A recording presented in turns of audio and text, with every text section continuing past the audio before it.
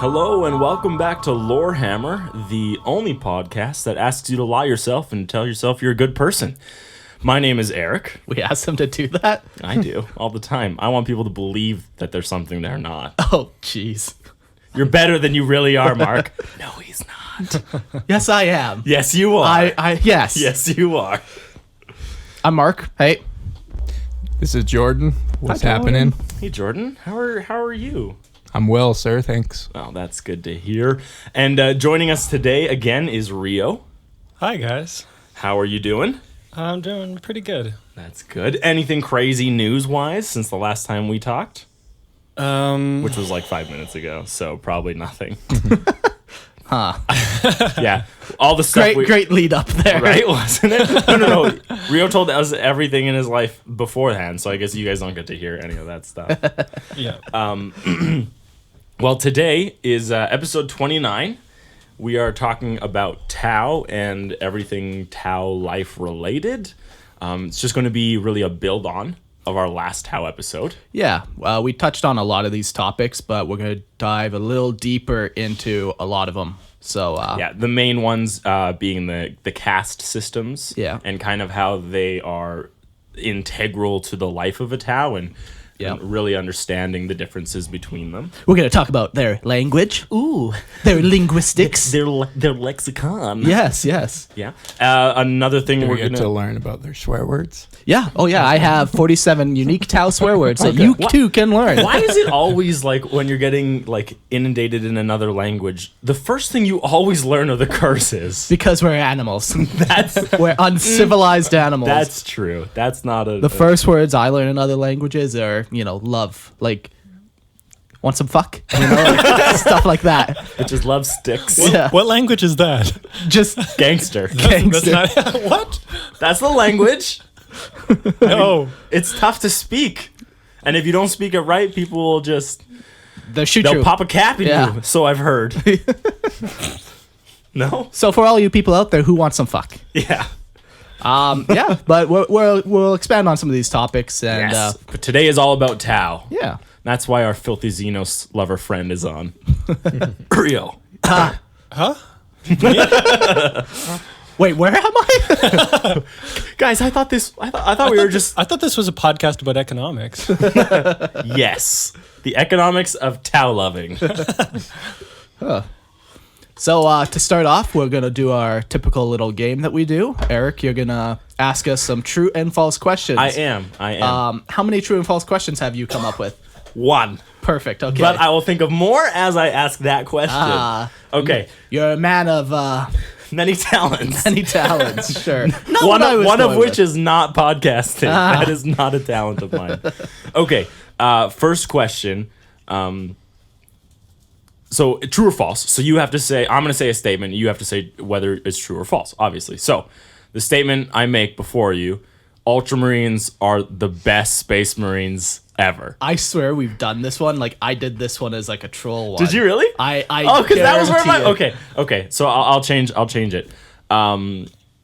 Space Marines I think I did this one too. are the ultimate fighting force of humanity.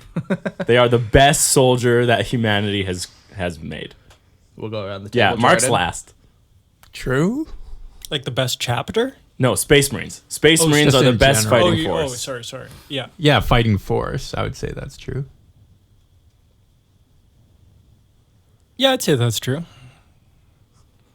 I also would say that true. I know what you're gonna say, Eric. You're gonna say it's false because you're gonna say custodes. Custodes. But like the custodes is they're not a standing army. yeah, and there's not enough of them. Like They're if not you really a took fighting force. yeah, either. like Well, they are now. yeah, they are. Are But they? like if you There's took all the 10,000 of them. custodes and you But do they actually leave the planet? Yeah. Oh, they do. It's pretty new, but they do. yeah. Oh. That's new to me. Yeah, it's new within like the last year. Like they've got models and But stuff. if like all of the custodes faced all of the Space Marines, who would win? I think all the Space Marines Yeah. would win pretty Just because of single-handedly. sheer numbers. Yeah. Well, they have like 1 million compared to 10,000. They also have like all their support vehicles where custodes don't have as Yeah. much like support vehicles. In my mind anyways, who knows? Yeah. There is a story of like 1,000 custodes dropping into an orc encampment and killing hundreds of thousands of orcs in like a Insane. matter of seconds. Yeah. So who knows? Games Workshop is pretty skewed. So Right. It depends on who's writing the current story. yeah, exactly. Yes. Trick question. Thank you, Eric. You're welcome. All right, let's get into the real meaty topic. The Necron is the biggest threat that the galaxy has to face. True or false? Definitely false. I'm going false. I'm going false. I would say false as well. Wow. First of all, everyone can leave. Okay.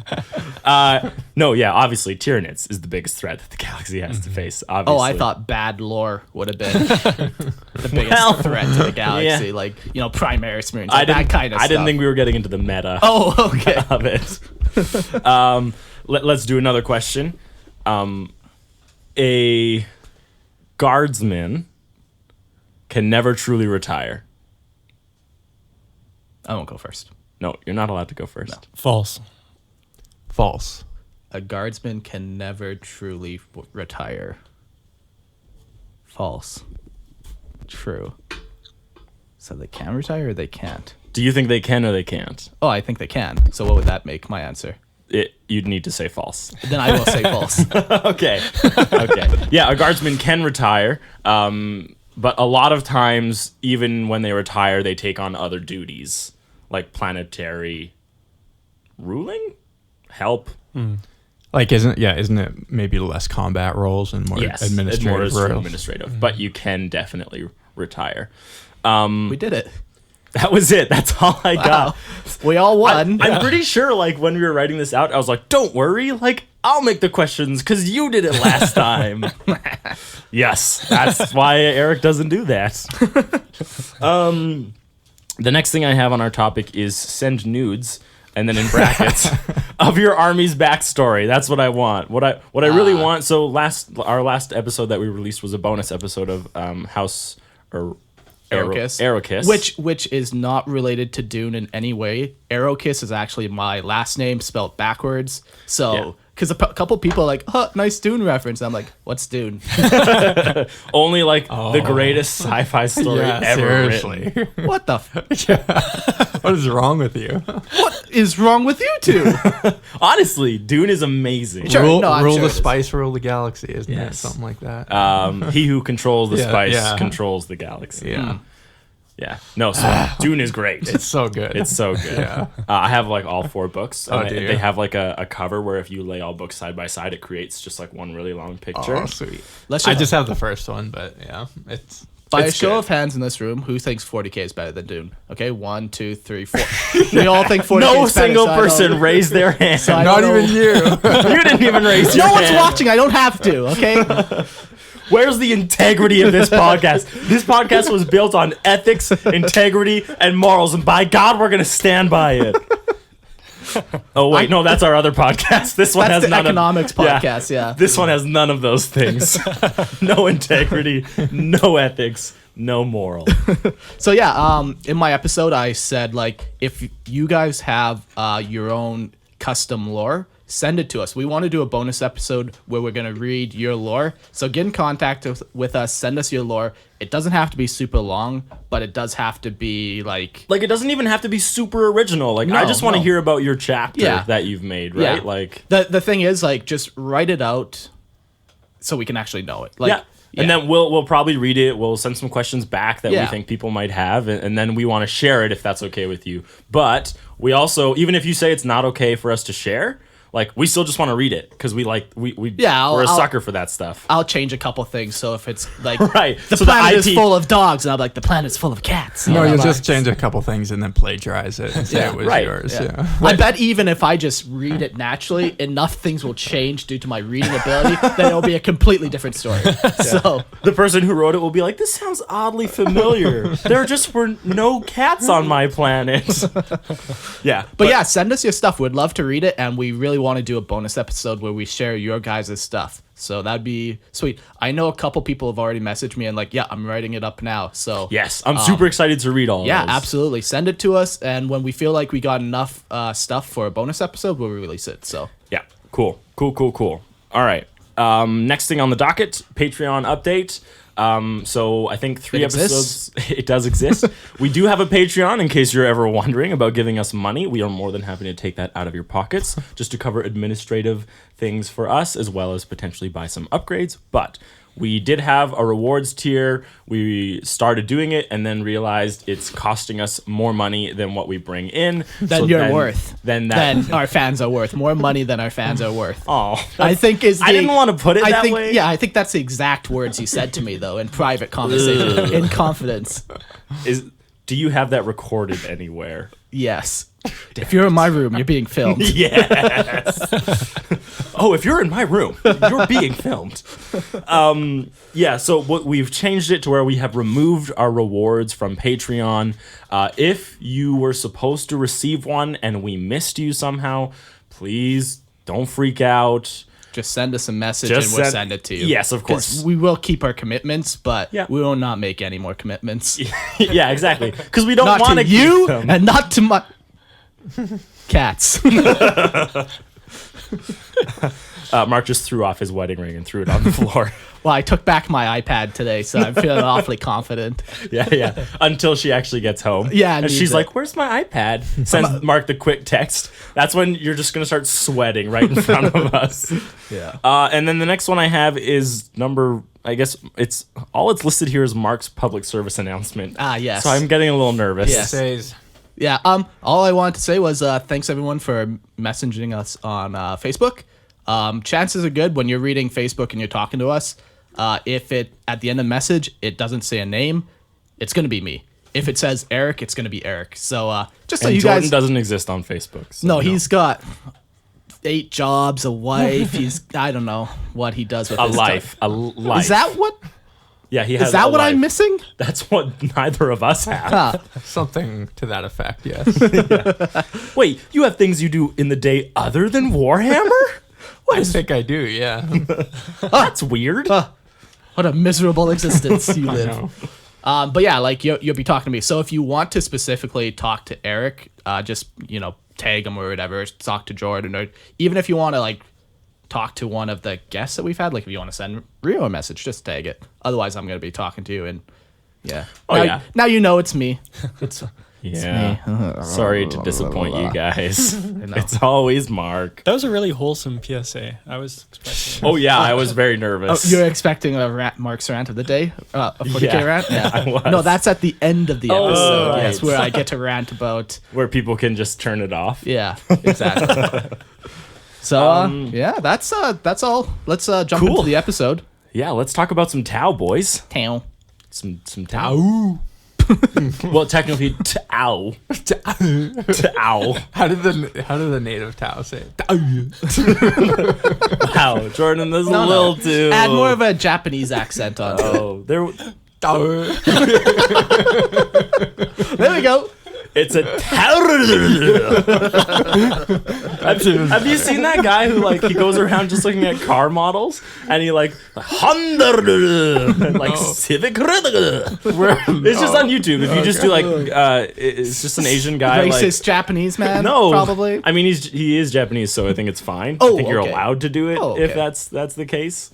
Anyone else though, shame. Shame. Shame. Shame. Shame. Shame. Shame. That includes you, Jordan. Shame on me. Shame. We will do the circle of shame. I asked them not to do this. Okay, let's get right into this. So the first thing we're going to talk about Tau is the lexicon, which is really just their language and everything we know about it, Yeah, and which To isn't be- a lot. it's not a lot. Like it's not like Tolkien, where like when he talks about like Elvish languages, like he actually wrote out the entire Elvish language. Like Yeah, and it's he a- wrote like the act- grammar and Yeah. like conjugation of verbs and all that stuff. Where Games Workshop is not good like that. No. Nor should they have to be. We don't need a fully fleshed out Tau language. I mean, it would be cool, It would be cool, but it's not necessary. yeah.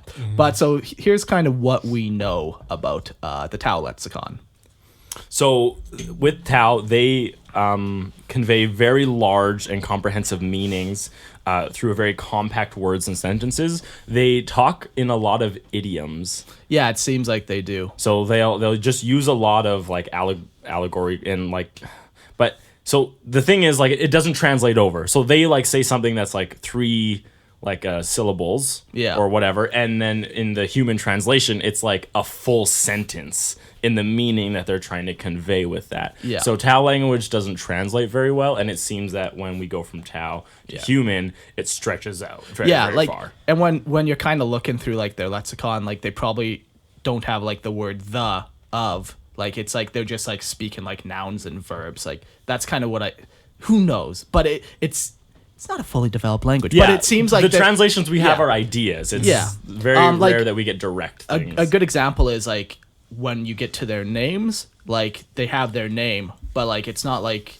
from the Firecast, from the planet, like they don't have from in it, or like personal name, like they don't have that. Where if we were to translate it into English, it wouldn't make sense to like it wouldn't work for us. No, our structure we would have would to add things. Yeah. To so, but having said that, once again, like Games Workshop is not language making, So no, they're not getting a linguist to come in and help them with the Tao language. So, but that would be cool. It would be. Yeah. It would be interesting. Yeah.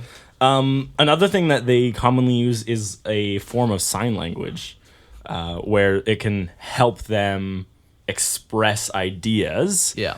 So like our sign language regularly is like our face, like we express emotions, and we can change like the way that we're trying to get a point across. Like we can say the same sentence, like upward eyebrows, like raised eyebrows, like inflection almost, or like what do you think? Like that's how we kind of communicate. or like a scowl or a frown or a little curly smile, little curly curl. Just trying to get a little point across. But how we use our face as expressions, they'll use their hands. Another reason is it's great for combat use. Yeah. Where you can just hand signal.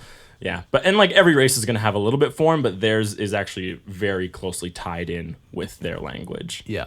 When we're playing like our Tower RPG, which we're going to talk about a little bit in this episode, the one guy always makes sure to like gesture with his hands, and he's like, I gesture this feeling with my hands. Like, yeah, because he actually read a book.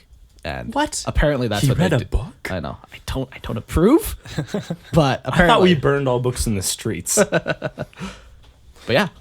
All right. And the last thing we're going to talk about their language is just the naming convention, because that's probably the part we know about the most about the Tao.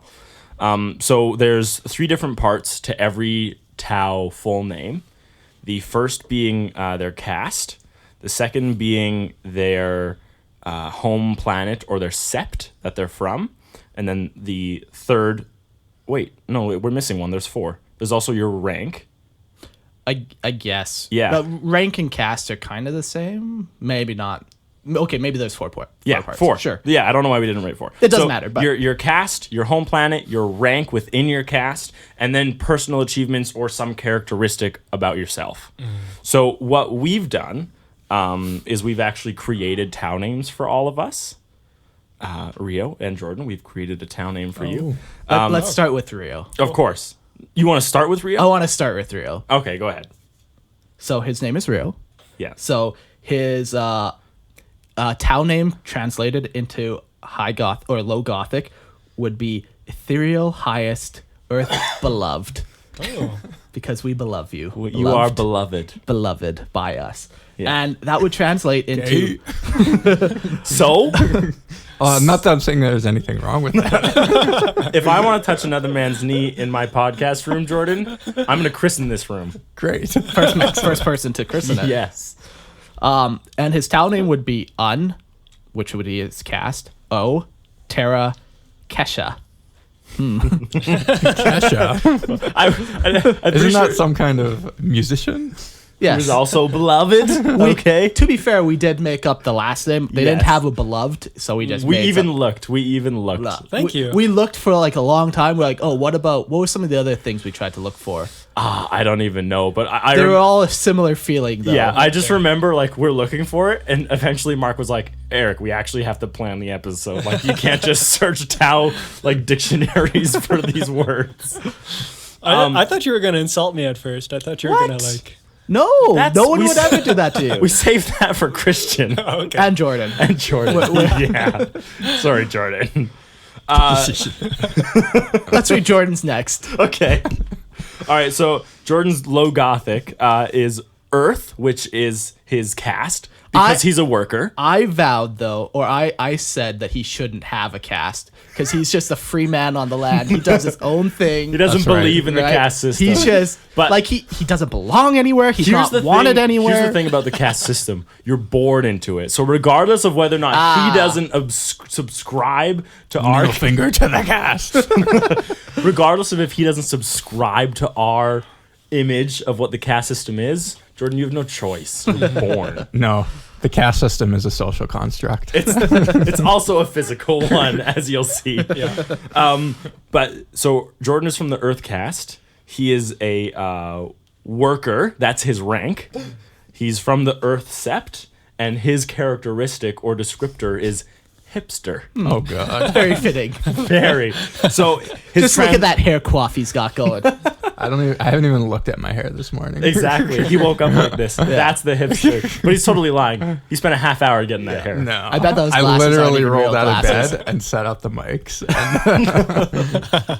So your translation would be Fiola Terra Hipster. It's perfect. Direct translation. It's the Wow. direct translation. And we did find that. How in creative. Absolutely. Yeah. We actually added that on the Wikipedia page for Tao. The hipster word for Tao is hipster. Yeah, Yes. I don't know. Like in such a big galaxy, it's Yeah. bound to happen that Of that course. happens. There's going to you be know? some crossover, Yeah. Jordan. Okay? Okay. Mark and I actually fought over my name. Yeah, Mark says for way too long. and this- way too heated. Yeah, What's and there this to was fight on about? this was on the backlash of an argument that we had like 10 minutes before. So we were already all worked up Yeah, over yeah. a pointless Exactly. argument. So then we reach this and we're like, we make eye contact, like Like, wanna it's fight? going fucking down right now. That sounds about right. Wow, first of all, Rio, I love you. Just don't ever change. So I said I was an Earthcast member because I'm just a worker. And Mark said, no, Eric, you're a filthy bureaucrat. No, I said administrator / Right. merchant or trader. Yes. Which, all right, here's the reality. I work in a bank, in a retail bank. So you know what? You tell me, am I Earthcast or am I Watercast? Yeah. I'm curious. In the end, it doesn't really matter, but please don't say Watercast. Please don't validate this I'll man's rally all my people behind me and we'll for nominate one you. day, for $1 a day, you can make sure that Eric is not a Watercast member. What's so bad about being watercast? No, actually, I enjoy Watercast. Yeah. And like That's like you're- that's what my character plays too. Yeah. yeah, like even your personality in real life, you're talkative and annoying, always trying to persuade and argue people Oh, to that's- death. That's rude, but okay. That hurts more than you'd think. So Earth Senior, because you're a senior manager at a bank, apparently. Yes, something like that. Somehow people trust you with their money. Filthy banksters. They shouldn't. filthy banksters. It's like that South Park, and it's gone. Like, do you actually know how many times that would have fit in my life, in my everyday conversations? Someone's giving me their money, I put, and it's gone. What do you mean it's gone? Bank took it. Bye. Thanks for coming. Thanks for coming. See you next month, where we'll take your money again. So Earth, that's the cast. My rank is senior. My sept is Terra, and my characteristic is redhead. It's perfect. So my That is all Where does people, that come from?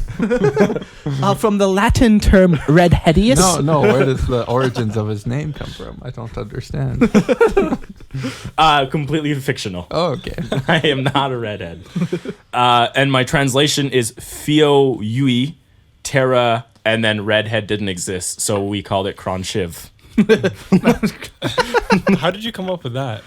Literally, it was just random sounds out of our mouths. Okay. Once again, we spent way too much time Way too on much this time section trying to find words that would translate. Yeah. Okay, and then Mark, go ahead. I am Mark.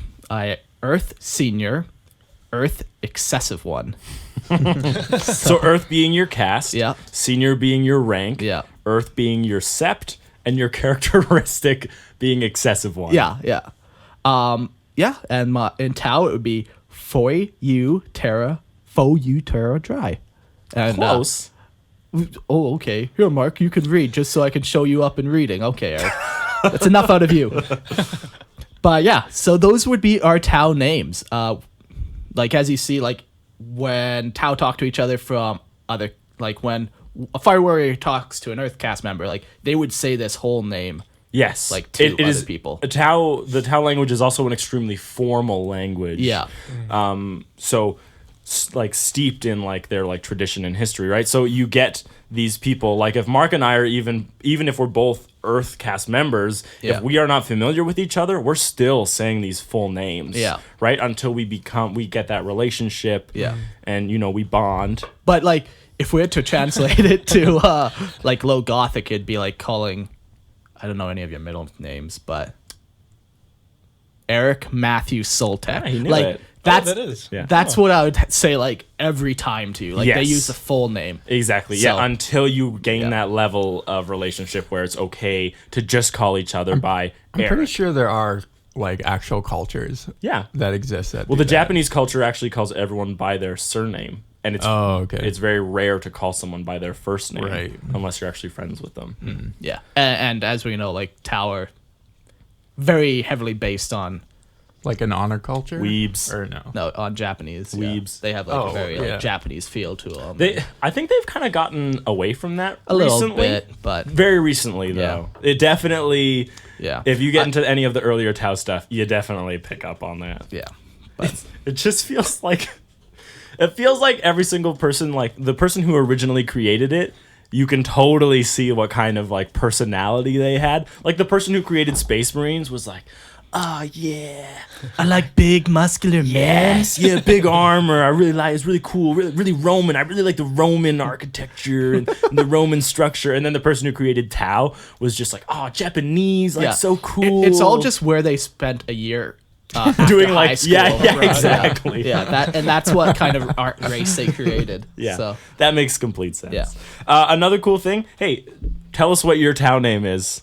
Right? It'd be cool. I don't know if I'd say that's a cool thing. I but think it would be cool. I want to start calling people by their formal Tau name. And next week we'll do our orc names. I wouldn't mind that.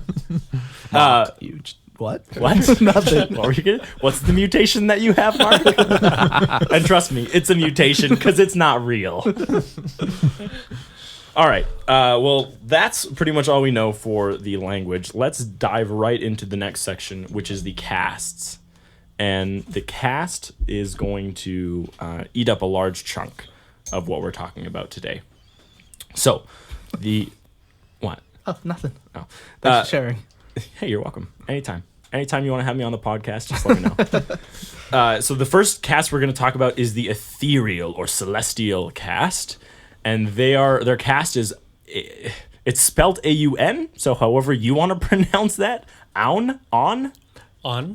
I would do on. I know. I only rely on Jordan's pronunciations. Jordan, how would you after pronounce his Ciao. What's the word? A-U-N. Perfect. Yes.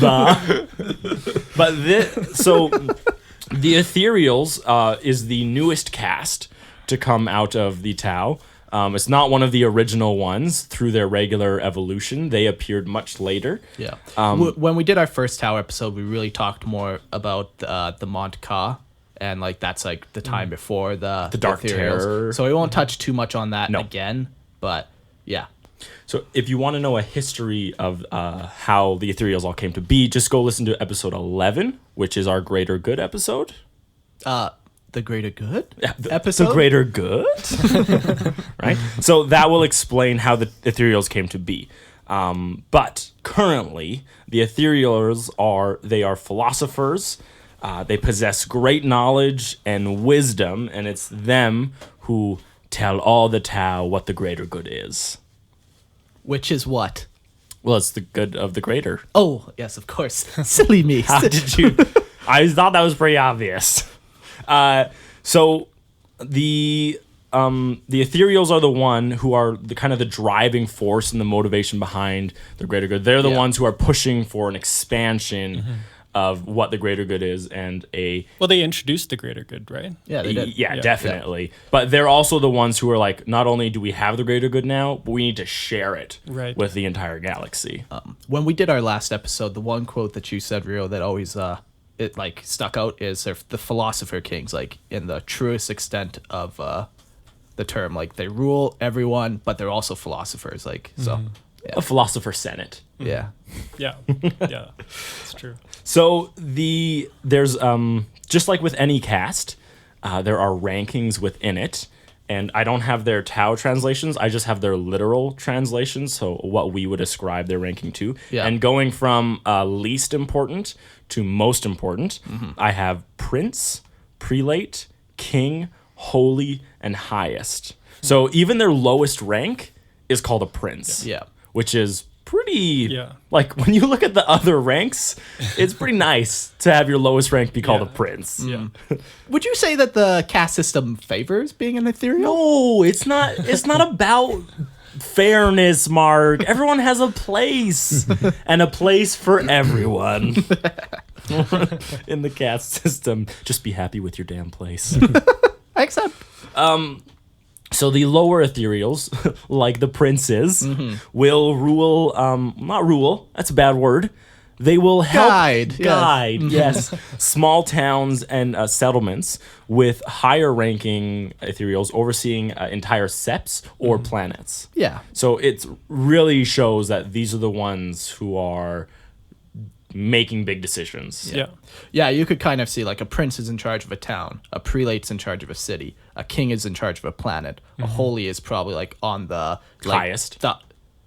Holy is on like the senate, The council. the council, and then Yeah. the highest is like the highest rank. Yeah, there's only one highest. I think so, but don't quote me on that. Yeah, I'm not entirely certain, but Like- I know Anva is like considered the highest. And there's But- only one on Val, right? Yeah. Yes, he is. But- Anva is like his name, Yeah. Yeah. but Okay. I think he's But the even when you say Anva, that's I know, not that's his not name. his name. Right. That's his rank And his his caste. caste. Un is the caste, Va is the rank, Yes. which is higher than O, which is highest. Y- That doesn't make sense listening to me say it, but it makes sense. Yeah, I think it's. Yeah. So I think there's just the reason why he doesn't exist in like the regular cast flow is because he is a singular person. Yeah. And even a lot of these steps too have smaller ranks inside of them. Like when you get into like the Fire Warriors, they have a couple different ones that are not the major ranks. Like they have Well, there's I think it's called Kel or something. the recruit rank. No, there's even a There's different even one. ones lower than that. Yeah. Okay. No. Higher than that. Like a Fireblade member, he has his own special rank. Even Like- though he's still a law. No, never mind. Okay. Eric, never mind. Let's do Ethereals. Just know that there are extra ranks added into all of them. These are just Right. the main ones. Yeah. Yes. Okay, that's a good Yes. thing to say. So apparently some of the Ethereals, they'll lead like Firecast into battle sometimes. So what rank would that be that would lead them into battle? Would that I be like don't- a prince or So I remember when we were doing the Firecast, that is definitely going to come up again, but I don't believe it ever said there's a specific ethereal rank that Yeah. you need to be a specific rank before you do Okay. that.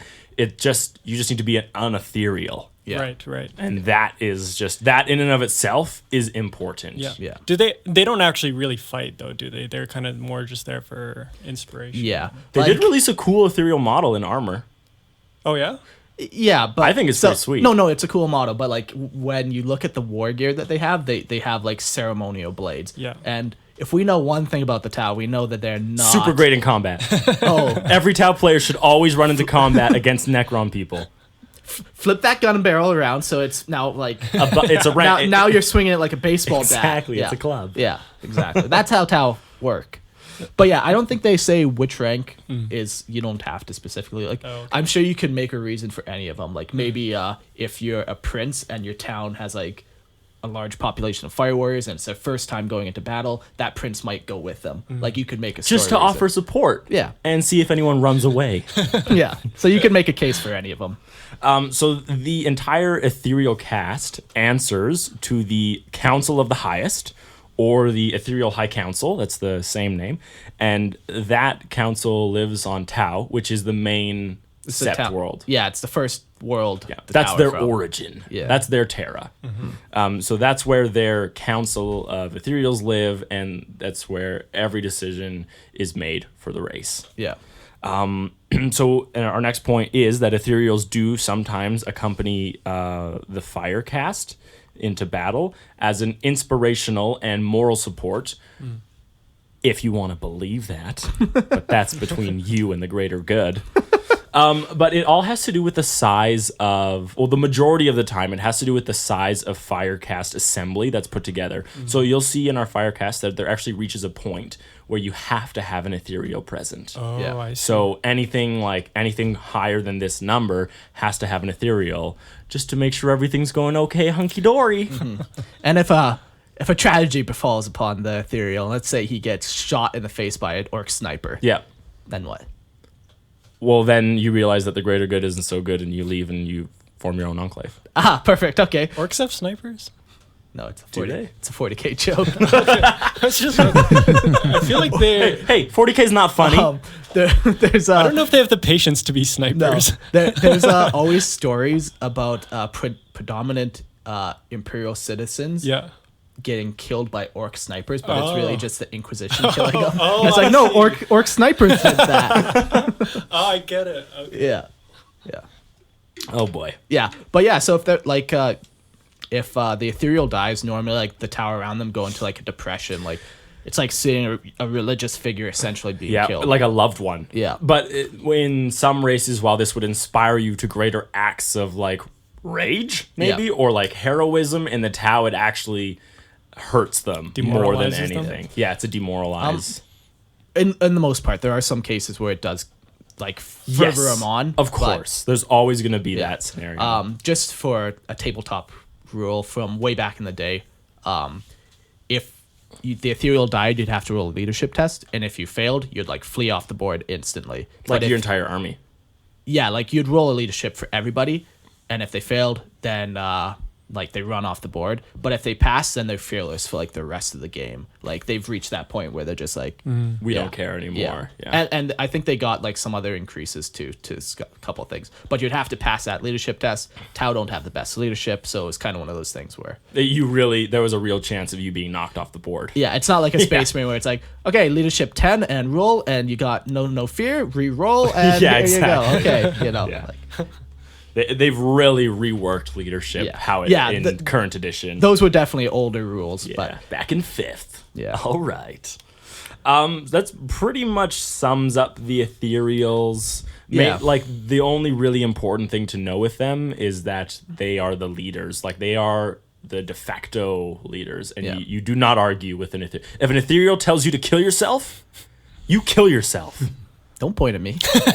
Don't put your fucking hand down. Oh, Jeez Louise. sorry, I just dealing with some rage from... I'm not a damn watercast, Mark. But yeah, if you did listen to episode 11, we also talked a lot about about like how the the Ethereals actually control other Tau, but we don't need to rehash it. Speculation. Yeah, A lot of just, speculation. Just I really encourage you to go listen to that one, and Yeah. it'll really flesh out some of this stuff too, and vice versa. But All right, the next cast, and arguably the one we know the most about, Yeah. is the fire cast, or the Shas. Jordan, how would you say SHAS? Ugh. Shouse? There's no you in there. You're just You don't know how they pronounce it. You asked me. I'm telling you. good call. All right, the fire cast is their military cast. Yeah, and this would be like the most commonly seen like in the galaxy. Like this is most Especially if likely- you're a Xenos interacting with the yeah, Tau. this is Yeah. what you're most likely going to see the most of. That's Like, what pretty much all the models are too, right? yeah, exactly. Yeah, they're not gonna have Earthcast members. I'd kind of like to see one though. That'd be kind of cool for like a siege or engineering bonus to something. that Like could gives be you like cool. a cover save or Yeah, something. yeah. Because they do have like aircast models. Yeah. and they do have ethereals, of course. But So then they're just missing the water and the earth. yeah, Interesting. times are fun. Anyways, so the Firecast is responsible for fighting wars to either expand the greater good or protect what it is. Not just for fun though. You never know. Never know. It could be in the greater good that it's time to have some fun, so you just go exterminate the Poctroons. Yeah. No, but I make that joke. Eric. Because like some races generally enjoy fighting, where Tau as a whole, they don't. It's a means to an end. Exactly. For them. Where like if you talk about the orcs, like we definitely know the orcs' stance on fighting. Yeah. You know, Yeah. or even like if you talk about Chaos Space Marines or something like that, Yeah. or Even humanity, man. Yeah, I think Yeah. so. There are even instances of them where they're Yeah. just like, we're just gonna go have a good time and wreck a planet. yeah, Or exactly. what were those slug aliens called? Oh, the Thyrus. Yeah, the ones who THR is YRRUS. something like that. They're like their whole purpose is like that. It's a display or Yeah, whatever. performance. Yeah. But yeah, like the Tau, like they're not like a violent race as a whole, and they do not just send fire warriors to the planet first. They try to negotiate, and we'll get into that a little more when we talk about the water cast. I think that you can even tell by their style of combat. Like they really don't get into it. They like try and stay as far away as possible. And just don't want to get their hands dirty for sure. Exactly. It feels very surgical. Yeah. With how Yes. they're doing it. Like it's a very emotionless, very logical thing. Yeah. You know, until the ethereal dies and they realize what they're doing is wrong. Then they go Anyways. into foaming rage. Yes. But they are the physiology of the Firecast, like the individual member, is that they are generally larger than all the other casts. They have quicker reflexes just due to generations and generations of having to go through all this rigorous training to be a Firecast member. Yeah. And selective breeding, I'm sure. of course. Well, because it's all within the cast, like a super ripped Tau male is only ever going juicy. to make the Tau baby with another Firecast female whose also body has been trained for battle. So then those genetics just keep getting passed down and passed down. So there's no mingling. This song's called Cast Mixing. Don't you do it. Don't you put it in your mouth. So if you don't know what it is, until you tell someone you love. That's a Canadian thing, right? Is that a PSA? Is that what that is? I'm pretty sure. Yeah, it used to play on like old cartoons. Yeah. I'm pretty sure it's on YouTube if anybody's interested. It's called Don't You Put It in Your Mouth. So the rankings of a Firecast, they go from lowest to highest, is warrior, veteran, hero, noble or knight, and then commander. Very cool. Yeah, these are like, if we were in the Firecast and we're all just the regular foot soldiers, our ranking is warrior or la. Some view it as an insult. It's not. Peter, looking at you. It's where you belong. Okay? We'll get into that later. Oh, man. So there's when it comes to like their individual culture, they don't really exist for anything other than combat. Yeah. So everything we know about them has to do, like everything we can glean from them is battlefield tactics. Yeah. Which we have two major things right here. So we've got the Monka and the Koyan. So the Monka is... Jeez, your face when you said that. It's like thrust the chin forward. Monka! Oh, I thought you wanted me to keep doing that. I do, definitely yeah. do. Yes. So the Monka is the killing blow. And That's the direct translation. Yeah. But what it means... is it's the Tau super aggressive tactic where they rely on like just overwhelming firepower to just punch a hole in the enemy's defenses and just wipe them out that way. Like it's not subtle. It's there's a target, go destroy it. Yeah. Highest priority, boom, done. Take out the next highest priority. Focus fire, like annihilate it from the battlefield. And the Tau, like people think the Tau as a very like shooting line, laid back race, maybe in tabletop, but as like in the universe, they actually are very forward progressive. So a Tau's, they don't hold ground. Yeah. They constantly move forward. Or back. Or back. Every time I read it, it was all you take out the closest enemy and you don't wait for the next one to come to you. You advance and you take out that one. And no, then you I'm take just out saying that it's not like they're just charging forward until like... And they're not doing combat. Like, all they're doing is they're taking ground and then they're not... Or giving it. They have no problem giving ground. Right. They don't value ground. Right, but the whole purpose is that battle shouldn't be drawn out. Yeah. They're attempting to end the battle as quick as possible, and this fits with the Monka so well. Yeah, like on tabletop, if you were to play like a Monka type army, you focus on like what's the most dangerous to you, and you take them out first. Just like, if the enemy has like a lot of command points, you kill like people who give command points and whatever. It's a very focused army. Does that tactic work out in tabletop? It's probably the most common. So Yeah. this I would attribute to a gun line with Tau. Yeah, you just you exactly. set up your gun line on the table. Yeah. And like you get your marker lights, you marker light whatever it is you're trying to kill, and you just annihilate that one thing. and then you move on to your next target. Yeah. So to me, that's the most common Tau Yeah. I've ever seen. And it's definitely a lot easier. So now we'll talk about the Kion, or the Patient Hunter. And this is actually the oldest technique used by the Tau. And it's using the knowledge of the enemy to bait them into a trap. Predominantly using auxiliary forces as the bait. Well, of course, you can't sacrifice Tau members. That would be ridiculous. Well, no, it's because okay they to know sacrifice. what's going on. Yeah, exactly. They understand. Like, battle no, plan. that would be a bad thing. Well, we'll just put the Kroot in there.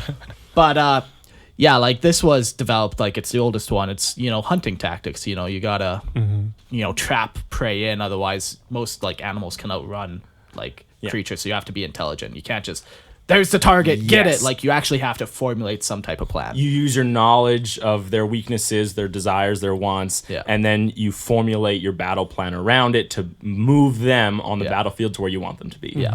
So on tabletop, examples of this would be like if you're playing like a very mobile Tau army and like you're really concerned about like board positioning, or like if you have like objectives where like you're deep striking behind, or like you're trying to funnel people into like a certain area, like it's very movement oriented. And maybe like on tabletop, your guns shoot 30 inches and the enemies only shoot 12. So you always stay in like that 30-inch range. Just But so outside of the 12, right? So yeah, like it's where like maybe the Monka one doesn't really care about that movement as much. They're focused on just like that overwhelming firepower. Another example of the Koyon is also you take auxiliary forces within your Tau army to help tie up other things. Like instead of maybe focusing on the most dangerous unit, you just toss some Kroot at it and distract it with the Kroot while you go after another objective. Yeah. So it's more just board control and position rather than trying to annihilate a force. Yeah. So that kind of gives you a good understanding of their two main tactics. Either you shoot them, or you shoot them hard. Either you hardly shoot or you shoot hard. Yeah. No. Tau are going to shoot regardless. So we're talking about like the Tau's organization within the Firecast. It's kind of bland, but once again, it's like one of those details where it's important to know. Like we know how like an Imperial Guard regiment works. We know how like a Space Marine chapter how does works. an Imperial Guard regiment work? Well, you just have bodies. Oh, perfect. Yeah, and that's pretty much how. Yeah. No, but it's one of those things where, like I said a lot too on like my house episode. It's one of those things where it's boring, but it's kind of important to have this kind of stuff like laid It out. fleshes out the entire race as a whole. Yeah. So, the very lowest thing is a team or a La Ra. La Ra. Yeah. La Rua? Yeah. And it's the smallest Tau fighting unit, and it usually has like 6 to 12 Fire Warrior members. Which fits totally with tabletop. Yeah. Like their it's just- units go from 6 Yeah, to it's just a 12. basic unit. The teams exist in every battlefield role, so either, you could have Pathfinders like this, you could have Breachers or Strikers or whatever. Just regular Fire Warriors. This is the one funny thing about the Fire Warriors. There is no Fire Warriors. Like Yeah, because they're all Fire They're Warriors. all fire and warriors. Yeah, That's their exactly. rank, and then their caste. Yeah. Yeah. But yeah, the other thing is they're usually bonded in that group with the Talaressa. Yeah, which we talked about in the previous episode. That's a bonding knife. Yeah. Yeah, where they do like a cut A on little their ritual. hand. They become Yeah. blood brothers. Yeah, essentially. Another thing to note is that within a team, you're all from the same sept. Yeah. So you would never get someone from the Tau mixing with someone from Borkin. Borkin Smarkin. Yeah. So that's the smallest unit. After that, we have cadres or Cao. And these are groupings of team under one commander, usually assigned to a specific role. So you could have like a hunter cadre who is like particularly mobile and try to hunt people. You could have like a stealth cadre who's particularly outlandish and loud and noisy, and they just try to make... What's that face You for? know, I was nodding along to like the first two, and then what you said registered, and I was like, wait a second. Yeah, no, a stealth That's not right. cadre is not that. You have a rapid insertion cadre where That's it's my like favorite. Yeah. quickly. I'll try that one. Rapidly insert. Rapidly insert. Yeah, so they have a bunch of different cadres, like a grouping So- of units that would fit into the cadre. So, like, if you're doing a stealth cadre, you're not taking like tanks because they're probably pretty loud. You know, you're taking stealth suits and Kroot and pathfinders. Yeah. You know, So you can have teams that have different purposes, put them together, and Yeah. then whatever that is, that makes the cadre. Yeah. So all the teams within a cadre don't have to be the same team. no, They'll no. be separate teams with different purposes Yeah, each. So exactly. technically, any army that you field, Yeah, like on the tabletop, would be a cadre. exactly. Yeah. Yeah.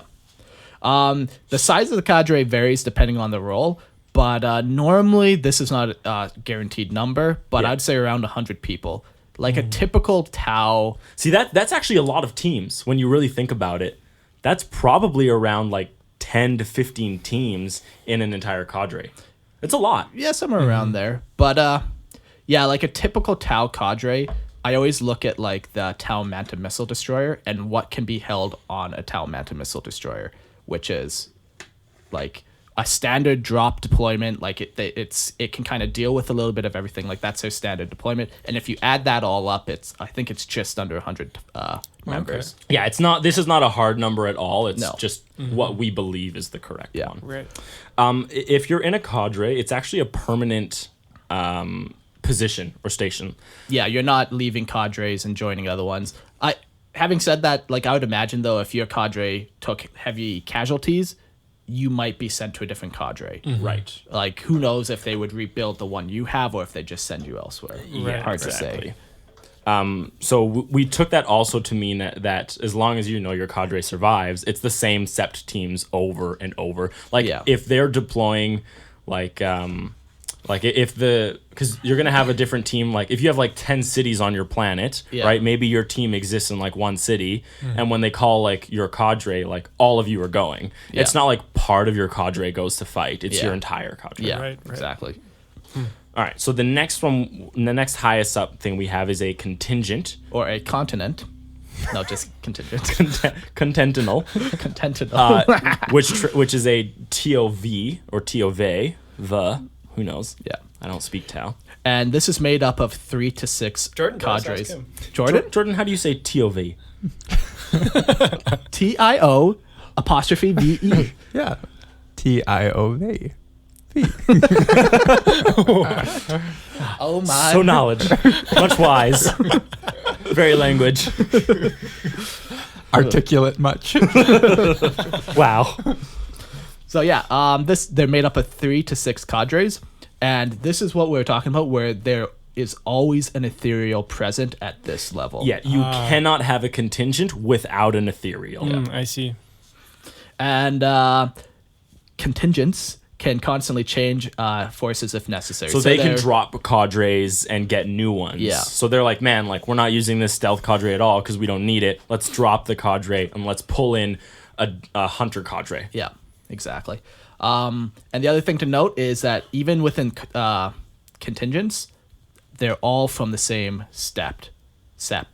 So yeah. Even at this level, you're all still coming from the same planet. Yeah. Which makes complete sense. Like Yeah. when you look at a contingent, it's maybe only like 600 guys. Yeah. Right. If we use our model of 100 guys per cadre, Yeah. and then 3 to 6 cadres, that's only 600 guys. Like Yeah. each planet should effectively have many contingents. Oh yes, absolutely. Right? And since there's at least probably an ethereal per settlement or town, they have more than enough ethereals to take command of all the contingents on the planet. So this is very self-contained at this level. Yeah.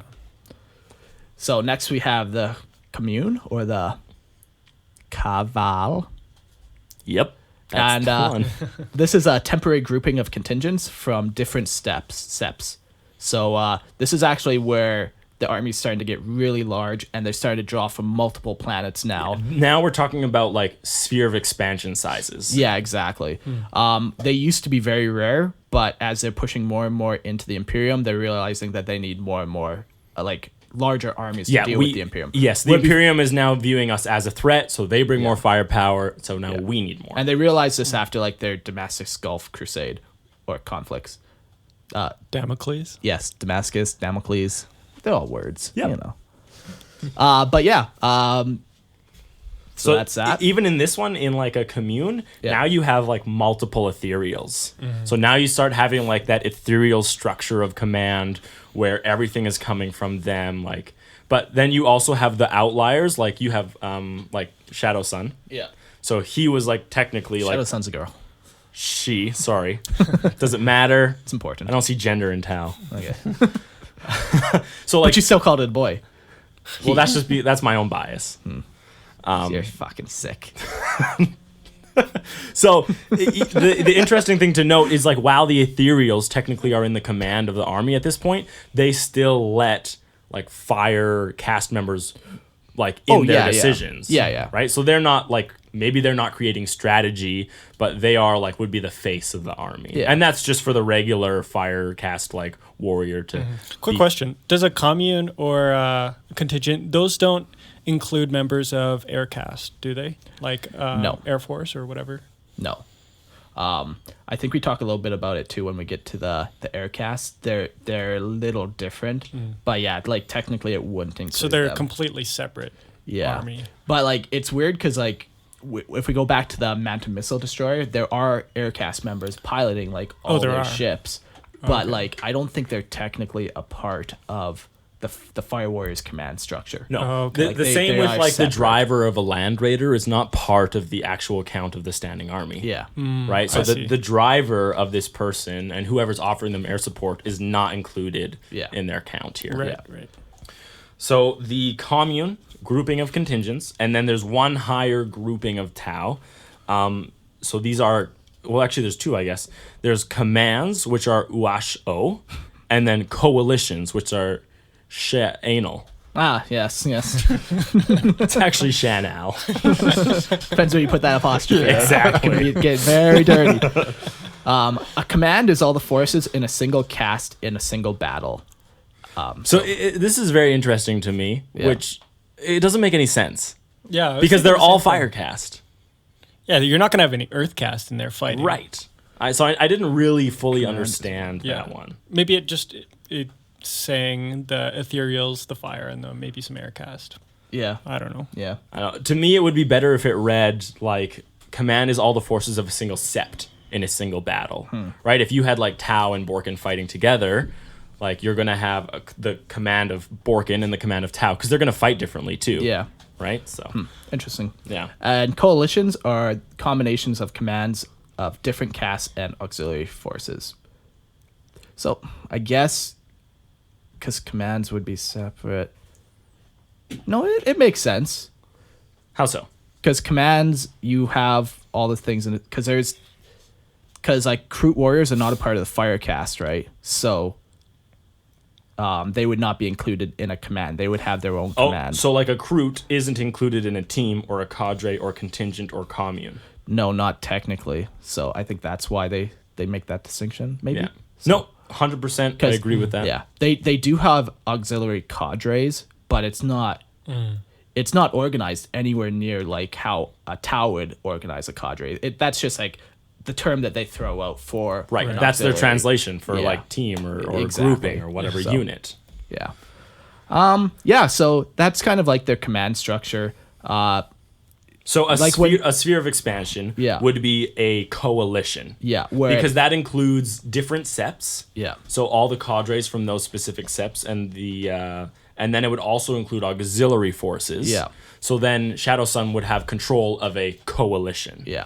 So on the tabletop too, most likely you will just be playing with a cadre. So like if you're writing lore for your Tau, like focus on like the lore of your cadre. Maybe like start with like, are you a hunter cadre? Are you a stealth cadre? And work your way there from your lore. Yeah, or if you do actually like to use like different sept homeworld rules, like make a reason why you have like two cadres from like separate septs working together. Exactly. Right? So you got to think about like the logical reasons, because like a single hunter cadre would never just be with a single stealth cadre. Yeah. Ever in regular world, unless you had some reason. Right. But you couldn't just be like, oh, they're fighting together for fun. Yeah.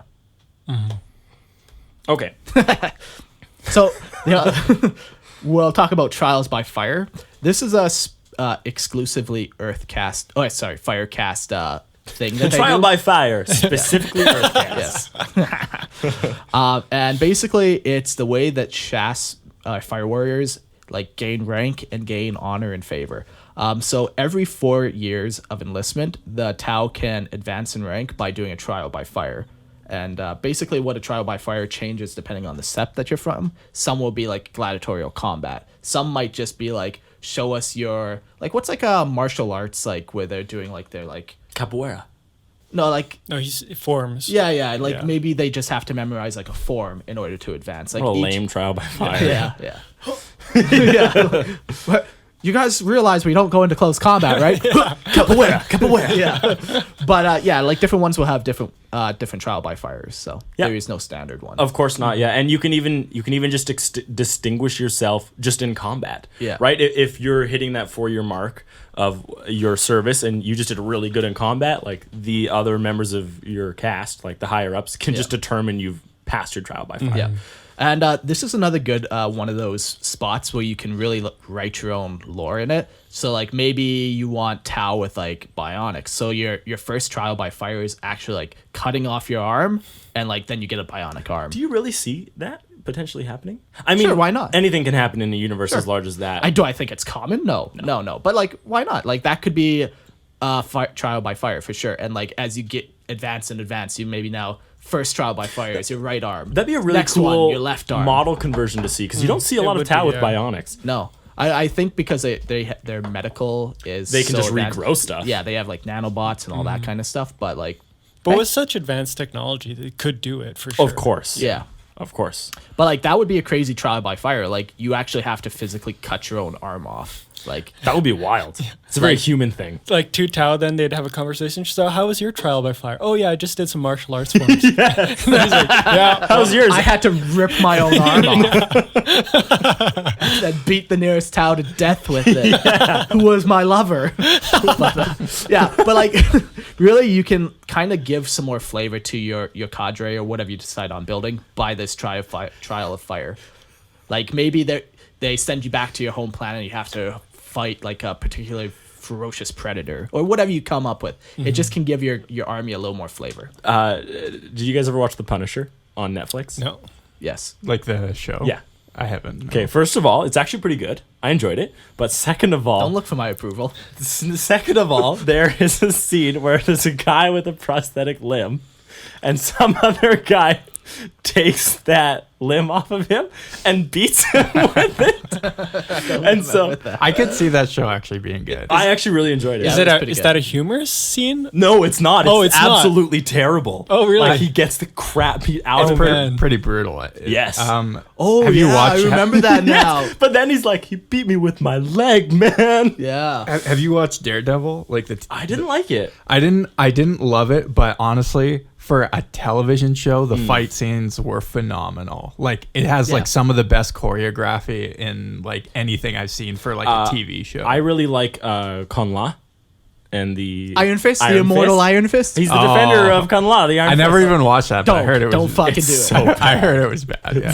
I don't even know what that is. It's just a bunch of Marvel TV shows Yeah. that they're all like on a bunch of Netflix. Netflix Okay, yeah. I've Marvel never shows. seen any of those. Yeah, watch Daredevil, watch Punisher. They're both pretty good. Yeah.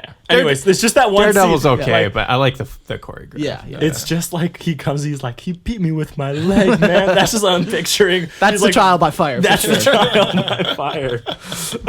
Yeah. Okay. That's funny. So as you advance, or every 4 years you take your trial by fire, then you grow in ranks. So first you're a warrior, then you take your trial by fire, you become a veteran, and when you become a veteran, you can be selected then to pilot battle suits. And as you go up the ranks, you become I forget what it was after veteran. Hero, then a knight or noble, then a commander. So every 4 years you're doing this trial by fire to gain in rank, and eventually you become a commander. And at this age, like 4 times 5 20. different ranks, 20. So you're probably like 4 years. minimum 20. Yeah, that's if you pass all your trials by fire. Yeah. Because if you fail, you'd have to wait another 4 years. But yeah, so you're at that age, you're getting pretty old. So you're commander for another 4 years, and then maybe you can retire. But yeah, like Tau fire warriors can actually retire peacefully, but more often than not, they still stay as military advisors. Like they've served for so long, they're probably so like duty bound and honor bound, like that they just keep serving. Yeah, and everyone wants a place in the greater good and a purpose, right? So they view their purpose is to just give back with all their military knowledge. Yeah, exactly. Because then you'd be a veteran of a lot Countless of wars. battles, So- like, yeah. But yeah, so that's kind of the Firecast. Like I said, like just Very really honor duty driven. Yeah, and like you can really, when you're coming up with lore, just think of like, okay, what is my cadre? Like, what are these minor details that actually like can help you expand your lore? I just want people to write lore and send it to me. I know, buddy. Bonus episodes. That's more content, more downloads, more money. We do it for I the don't think bitches. That'd be how a it really works. interesting bonus episode, though. No, I'm yes. Like I'm really excited just to hear people's like creative writing and see what they come up with, but also it'd be sweet to be able to share it. Yeah. Yeah. Oh, for sure. So Okay. let's talk about the Earthcast. So they are the foe. Fio. The FIO. They are responsible for the manufacturing, agricultural, industrial, artisanal, and engineering needs of the greater good empire. They were the first Tau to ever build a Artisanal? city. Is that how you say that word? Well, that one's artisans, but it doesn't Oh. fit with what it. That's the incorrect word in the sentence. Is it? Yeah. Okay.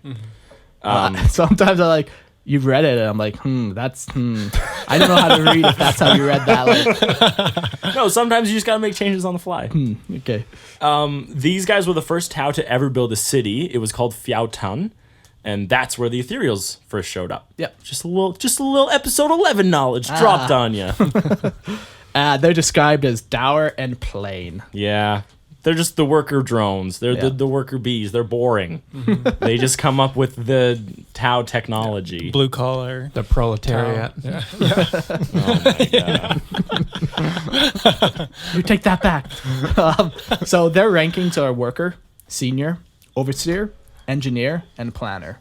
Planner would be pretty cool. Like I imagine too, like even like if you're doing agriculture, maybe like some of these like engineer of agriculture maybe isn't a thing. Like some of these, like depending on your actual job occupation within the cast, might cap out like at a certain rank. Oh yeah, for So- sure. Nothing saying that's not true. No, I don't know. There's not really much else to say about them. They're the workers. They're building stuff. They're building all the ships. But they're also responsible for the technological advances. Yeah. So they are responsible for the AI Yeah. and like all the drones and the robots and the suits and the weaponry. But they're also responsible for just growing crops. Yeah. Yeah. Like But they're not idiots because they can do that. No, of course not. No. But also there's going to be differences within the Yes, Earth cast, that's right? true, There's yeah. going to be some that are just made to make sure the combines are working properly all Yeah. day, every day. They're Someone's fit- got to watch the nuclear reactor. Yeah, their physiology is different though too, right? Yeah, Like, they're they're little, They're pretty sturdy, yeah, but definitely not as muscular as a fire warrior. Yeah. right. Yeah. Because you don't need a muscular engineer. But you do need a muscular like worker. Yeah. So some of them would be. But yeah. Next we have what Eric would fall into, and that's the water cast or the poor. Wow, the poor. And they interact with other races in place of the fire cast. So normally you'll see an earth cat or a water cast member. You do some negotiations. You do some trading. If you don't like the greater good, then you're gonna meet some fire cast. Then you're gonna be in the greater good, regardless. Yeah. And they often administer worlds where if there is no ethereal, so they take care of like I more see this being like settlement worlds Yeah. or worlds with a very heavy Xenos population. yeah. Where they're just kind of looking after the population and Yeah, you they're know- they're being the Tau contact within Yeah. that world. Like an ethereal isn't going to care about like a Kroot world. Yeah. Right? But there needs to be still a Tau presence on there, so they just toss an ambassador over there. Yeah. And the other crazy thing about them, which brings some like interesting questions, is they're allowed to negotiate between the cast to ensure everything is A-okay. Which, when you read that, it implies like Earth cast members and Fire cast members are not necessarily talking to each other. Like, I don't think it's outlawed. No. But it's kind of implied that it's not a common They might just not occurrence. have a reason to most of the time. I would say that would be the primary thing. Like they don't have anything in common. Yeah. Like an Earth's cast member entire life is like Yeah. work, and a Fire cast entire life is Yeah. war. Yeah. Yeah, but like even like if you're in like a city, maybe like if you go to a bar, there's like an Earth cast bar, there's a Fire cast bar. They probably have like Yeah. in my mind, I view it as like the Earth cast member likes a specific type of food and drink, and the Fire like they're that different. Yeah, exactly. Like people like need to understand that not only like are their jobs indifferent, but their bodies are different. Yeah. like And their needs are. They don't even different. breed together. No, They're not allowed Yeah. to. First of all, Yeah, cast mixing. Don't you do it?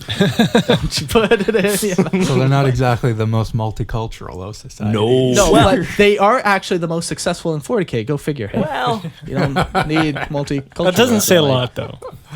technically, Wow. humanity's the most successful. Oh, you're saying humanity has it all figured out in 40K? I'm not saying they have it all figured out, but I am saying the most populous. Oh, that doesn't mean and successful. they've covered the most worlds. Look at the happiness level of the common imperial citizen. Not They're good. doing fantastic. I don't think happiness is the measure, though, in 40K. No. I think, like, probably planets you've conquered. Yeah.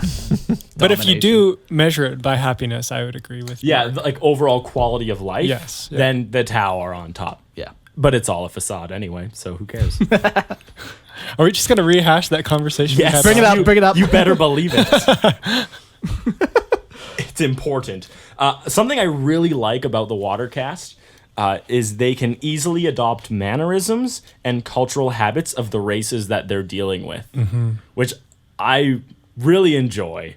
I really do, because like it really shows to me that the Watercast make a true effort to understand the races that they're dealing with. Yeah. Yeah. Like the greater good, like they don't care about your culture. Like you could be extremely violent and still be like and have There's like, a place for you. Yeah. As long as you know you're working towards the greater good. Like so that the Watercast As long as your violence has a purpose. Yeah, so the Watercast being able to adapt to that. Like I can see him doing some crazy Xenos rituals where it's just like Yeah. so That'd forward, actually make a good novel.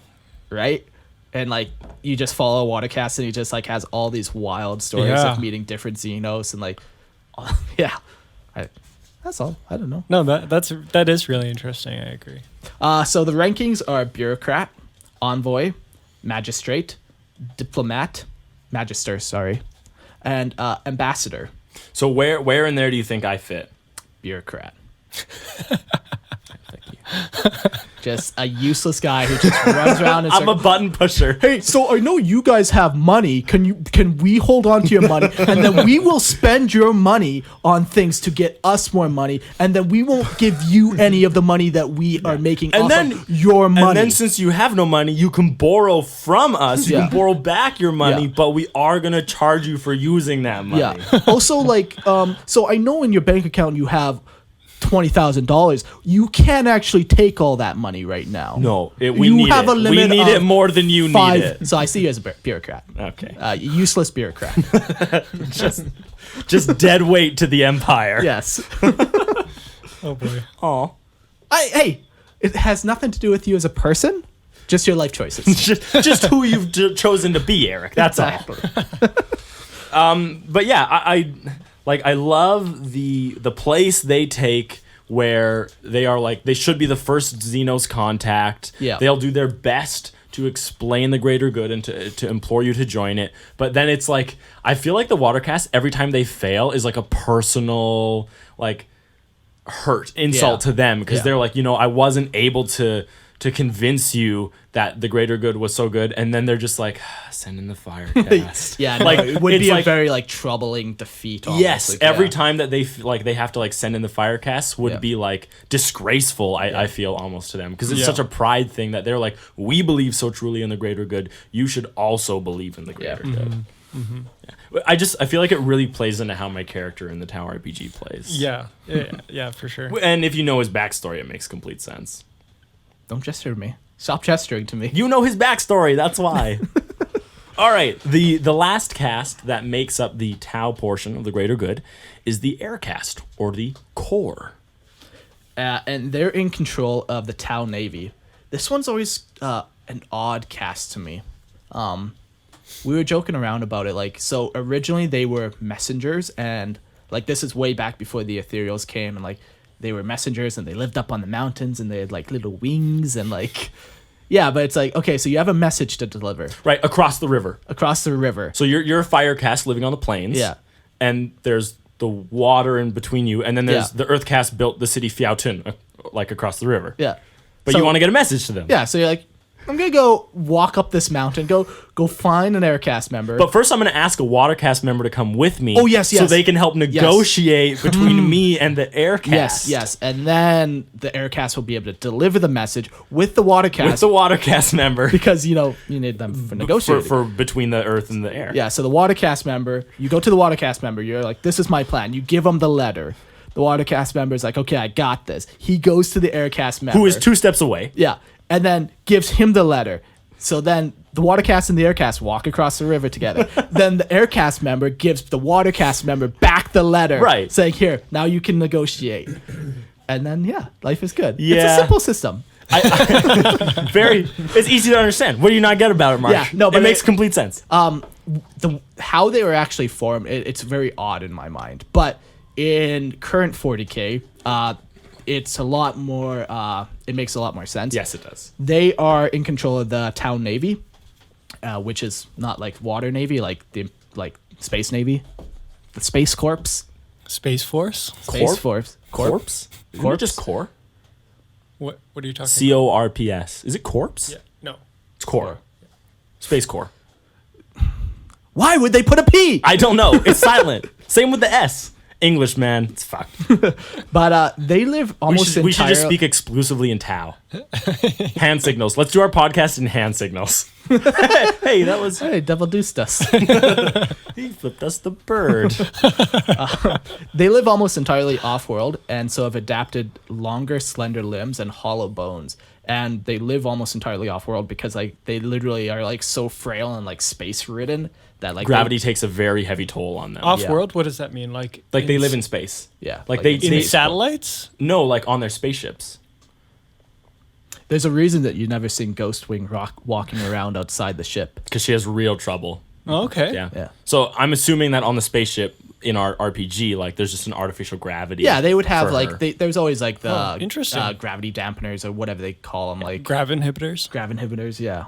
Yeah. So Oh, I didn't even think of that. yeah. That's Oh, yeah. interesting. And another thing which we probably should have mentioned is that even water caste members are tall and slender, Yeah. like compared to earth and fire. Yeah. But these guys are even crazier. Like Yeah. when I picture an air caste, it's the Slender Man. Yeah. And That's the shape that I'm picturing. they actually do have images and models, models. of the aircast, so you can see what we're talking about. Yeah, but extremely slender. Like you put that next to a fire member, and you're like, it's a completely different race. Yeah. But they developed on the same planet. Yeah. Yeah, and they also have a better depth perception, which allows them to stand up against better depth and can stand more G's. Eric, you want to read this sentence? So Jeez. we were reading the Wikia. More G's. Yeah, like they can withstand like heavier like a G-force than a human, and that the only reason is because that's what their body has been bred to do. It's bred Yeah. for like flying. Yeah, and they've only ever been in spaceships. which is really crazy to me Yeah. because a G is gravity, right? Like. So they can't like walk on on the Earth, planet, but on- they can withstand more. I know, it doesn't make any sense. Like on Earth, we are currently experiencing 1G always, right? That's just the force of gravity pulling us down. If you believe in gravity, Fuck, that's maybe you believe that the Earth is going upward and it's just a disc. Whatever you're into, we are all experiencing. it's good. So when you jump, that's why you come back to the planet. Exactly, because the Earth is moving upward. You haven't heard that? No, I haven't. That's actually I what, didn't know that's what the Oh my was their God. explanation. No, it is. It's That's And- it. The Earth is moving upwards. That's what gravity is. propelled by We're talking about dark or flat Earth antimatter, dark theorists energy. for Or those whatever. who Oh don't know. dear God. Seriously, should I educate you all on flat Earth theory? Yeah. All right, first of all, the Earth is a plate. Yeah. It's a dinner plate. And around the edge of the dinner plate, the reason why no one ever goes off is because there's just a wall of ice called Antarctica. and it just surrounds the entire planet. And the reason gravity Is that why exists... polar bears are dying out? Because Yes. they keep falling off the edge? No, polar bears are in the North Pole, Where's that? in the middle of the dinner plate, Okay. in the very middle. And then all the other continents are spread around it in a circle. Okay. But then the reason that there's gravity, instead of pulling us down, the dinner plate is constantly moving upwards. Yeah. And so every time you jump, the reason you come back down is because the dinner plate is rising At exactly to meet you. 9.82. Meters per second squared. Yeah. So, but Well, it's 9.8. what I don't yeah, understand, yeah. what I don't understand is how come like when you say jump out of a plane or off a cliff, if you're skydiving, you don't reach your maximum velocity. It takes you a few seconds to reach your maximum velocity. You should be falling at the same rate all the time because the Earth is rising. No. All like the reason that it takes so long is because the velocity of the airplane that you're in is canceling out the speed that the speed that the planet is rising to meet Oh, you. of course. So your body has to, because it's all Don't think about it too hard. Velocity is all relative. Velocity is all relative, right? If you're thinking about it too hard, you're doing it wrong. Currently, I'm standing. thinking about But it? what if Don't you're? think But about what it. if you're? What if you're like cliff jumping, right? Yeah. That you're not moving out of anything. But your velocity relative to the planet is 0, right? Mm-hmm. But as soon as you leave that cliff, it takes time for you to reach 9.81 because you're going from 0 and then you have to go to 9.81 meters per second squared downwards. And that's where that weird speed thing is. Because currently you're 0. It's like the squared though is what's messing it up. Well, that's the acceleration. Just the yeah. So you accelerate at 9.81 meters per second squared. You can go faster than that. Yes. Is there a way to get off this planet? Yes. So we can fly underneath the planet? Are all planets dinner plates? Well, just no. Mars is Earth? actually circular. To a flat Earth theorist, Mars is spherical. Earth is not. Interesting. It's so funny, man. Yes. How did they I rationalize have no idea. Oh my God. Well, you can actually watch Mars from a telescope rotate, so you know that it's spherical. So it was Elon Musk, and he Yeah. had like a picture of Mars, and he was like, "Oh, like we know Mars is like spherical," and flat Earth theories were like, "Yeah, we also know it's spherical. It's just ours that's a dinner plate." Yeah, it's awesome. I love it. I don't believe it. I'm gonna come out and say I don't believe that. I'm calling bullshit. I'm calling bullshit on this flat Earth. I think it's fascinating that people believe it. Yeah, it's fun. Anyways, What? Can you comprehend even what would propel it? The Earth, the disk. like the universe is constantly in motion. Jesus Technically, everything Space is Jesus. Space Jesus. is pushing it. Technically, every single thing is in motion. Yeah. Right. So Yeah, who's particles. to say that like our Earth isn't moving upwards at So, 9.8? but if know- we're moving upwards, why is everything like say Mars? We're Yeah. looking at Mars. Is it moving upwards Yes. in the exact same space and time? Yes, that we because are? all my of our God. planetary, like everything in our Everything solar system, is relative to us. exactly Like yeah. Well, or we're relative to everything else. Right. Okay. Right. We all just move upwards together. Yeah. Okay. We're all in this together, guys. And what's at the bottom? Just a pile of rocks. Yeah. Turtles all Like, the way have you down. never bud. seen?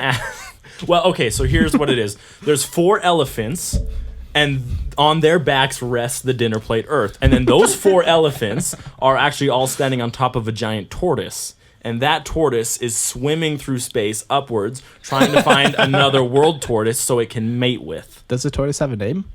Yes, but it's not allowed to be spoken, only in whispers. Damn it. I have a buddy in my backyard and I named it Tedley. Yeah, flat Earth is awesome.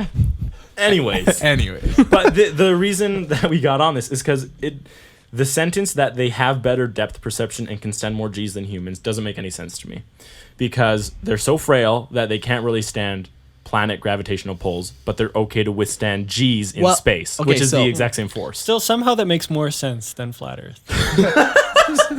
That's funny. Yes. So here's why I'm gonna say it could make more sense. Okay. So like ants, gravity affects them completely different. You chuck them off a building, and they're fine. because of mass. Exactly. So maybe they just are. They have less mass overall. That's why. But because they have hollow accelerate. bones. They accelerate. Hey, I'm not a scientist. I'm just saying I chuck Sure. ants off buildings. It's Yes. all and they're all fine. Yeah. They're all fine. That's all I'm saying. Yeah. And we don't know exactly how tau physiology works. Like something that's really dangerous for us in G's is that blood rushes to our head and it's super easy to pass out for a human. Yeah. That's like one of the main reasons. So pilot suits are actually really cool when they sense that like the G's are starting to affect your body. Like a fighter pilot suit will expand and stiffen to restrict blood flow throughout your entire body, so it slows your blood flow down so it can't all rush to your head at once, and then we can withstand more G's. It's really cool. Do you think they have is like cool. a contest called like the erection challenge to see if you can get an erection even in the pilot suit? I don't. That would I be think they do. interesting. I think Anyways. they do. Enough of this parlay. Onto Onto the ranks of the Tau. On to how about our podcast? So the first rank is messenger. The next rank is carrier. So messengers are in charge of envelopes. Carriers are in charge of packages. Yes. Pilots are in charge of bringing messengers and, And carriers to where they need to go. Yeah. Captains are In charge of telling the pilots where they can and cannot go. Yeah.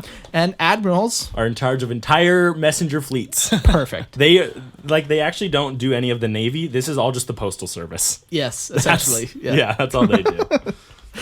Perfect. So, quick thing here, Mark. Now, our next section. So that's it for us for cast. I have a quick question. Sure. Why don't they use drones to do stuff like that? They have drones. That's a good question. We will be getting into We're it. gonna talk about drones actually quite a bit. yeah. So why don't Save they? it. Why don't? Okay. Save it. Thanks for asking a question. Don't speak up again. First of all, Rio. Are you picking up First what we're of putting all, down? How dare you?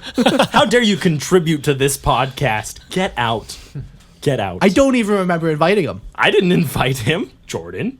I don't remember inviting Jordan. Jordan. I don't remember I don't inviting even you. remember inviting myself. I just show up to things. who invited me to my own goddamn house? I'm gonna get the hell out of here. I'm not allowed to be here. So that can Okay, perfect. that concludes our cast section. You should understand now, like how the basic culture, like everything is very formal, and everyone has their very specific place and role within it. And we've even discussed that you don't even communicate outside your cast on a regular daily basis. Yeah. There's always going to be exceptions, but for the most part, you stick within your cast. You have your very small friend group, and you do not ever mix outside your cast. Don't do it. Don't put it in your mouth. Yes. Okay, so we have two more sections that we want to go through. Do you want to do the Tower Not Communist sections last? If you think that'd make more sense. Yes. Okay. All right, so let's dive right into artificial intelligence of the Tau. Rio, ask your question. Yes. Now I apparently is the perfect time is. as opposed to literally seconds ago. Ask your question. My question was just in relation to the aircast. Why don't they use drones for? Because they have an aircast. All right, moving on. I'm sure they do use drones for a lot of this stuff, but I don't know. Drones just don't have the same. So, because the aircast doesn't exist how they used to, they are no longer actual messengers. Yeah. Like, it's impossible to... Why is their rank then? Because that's just a byproduct. Like, it's Oh, a I see. carry-on of what they used to right, be. it's just cultural more so. Right. It's more of just like, hey, this is how it was. So this is just the lowest rank that we have. And you got to also remember, this is our translation yeah. of, Right. like, it's the common Gothic Yeah. translation of what they have. They actually Yeah. have a Tau word for it, which Yeah, could 'cause they're- mean something completely different. Yeah. They're not actually delivering messages. Like they have data bursts and whatnot. Yeah, like, exactly. Yeah. So Okay. But I guess it's a good question. No, But it is. They It no is. longer fit that messenger role. Now they are the pilots. Right. Like, Yeah. they're responsible for, like, their hammerheads and all that kind no, of stuff. false. But even if they are pilots, Sure. why? Yeah, I mean, you could do a lot of that with AI. Yes, you can. And there's actually some of that in here. But we'll talk about, like, how advanced, like, their AI is. Okay. So, artificial intelligence. So the main thing probably to understand is that Tau actually do use real artificial intelligence in their drones, Yeah, which is pretty crazy. which is one of, I think it's the only race that has achieved true AI and then also uses the true AI. Well, like like self-learning machines. yeah, like that be- self-aware. Like Okay. I think is kind of how most The, people. the most interesting thing that you'll see in here is that they can be altruistic, Okay. Okay. and they can take but they can also consider like a situation's like success. And so if they, and the real wording was, if they deem it hopeless, they will leave. Yeah. And, you could have they will a- preserve themselves. Yeah, and they could have two okay. drones side by side, the exact same drone, but one might decide to stay and one might decide to flee. Yeah, so they one determines even if that- they have all the exact same data input. Yeah, so So- they can make the decision for themselves, which Right. is very interesting. Yeah. So to me, the difference would be they have an artificial neural network then, as opposed to just really advanced algorithms. Yes, Exactly. They have a robot that is able to make decisions for itself, not prescribed on a program that you've wrote, but Yeah. based on its own understanding of that scenario. Okay. Yeah. Yeah, like it can almost, in a sense, build its own neural pathways. Yeah. And based on its experiences, Yeah. it will be different than, than another yeah, drone. yeah. But It has to be almost changing and constantly evolving. Otherwise, it'll be just the exact same as everything else. Yeah. Yeah.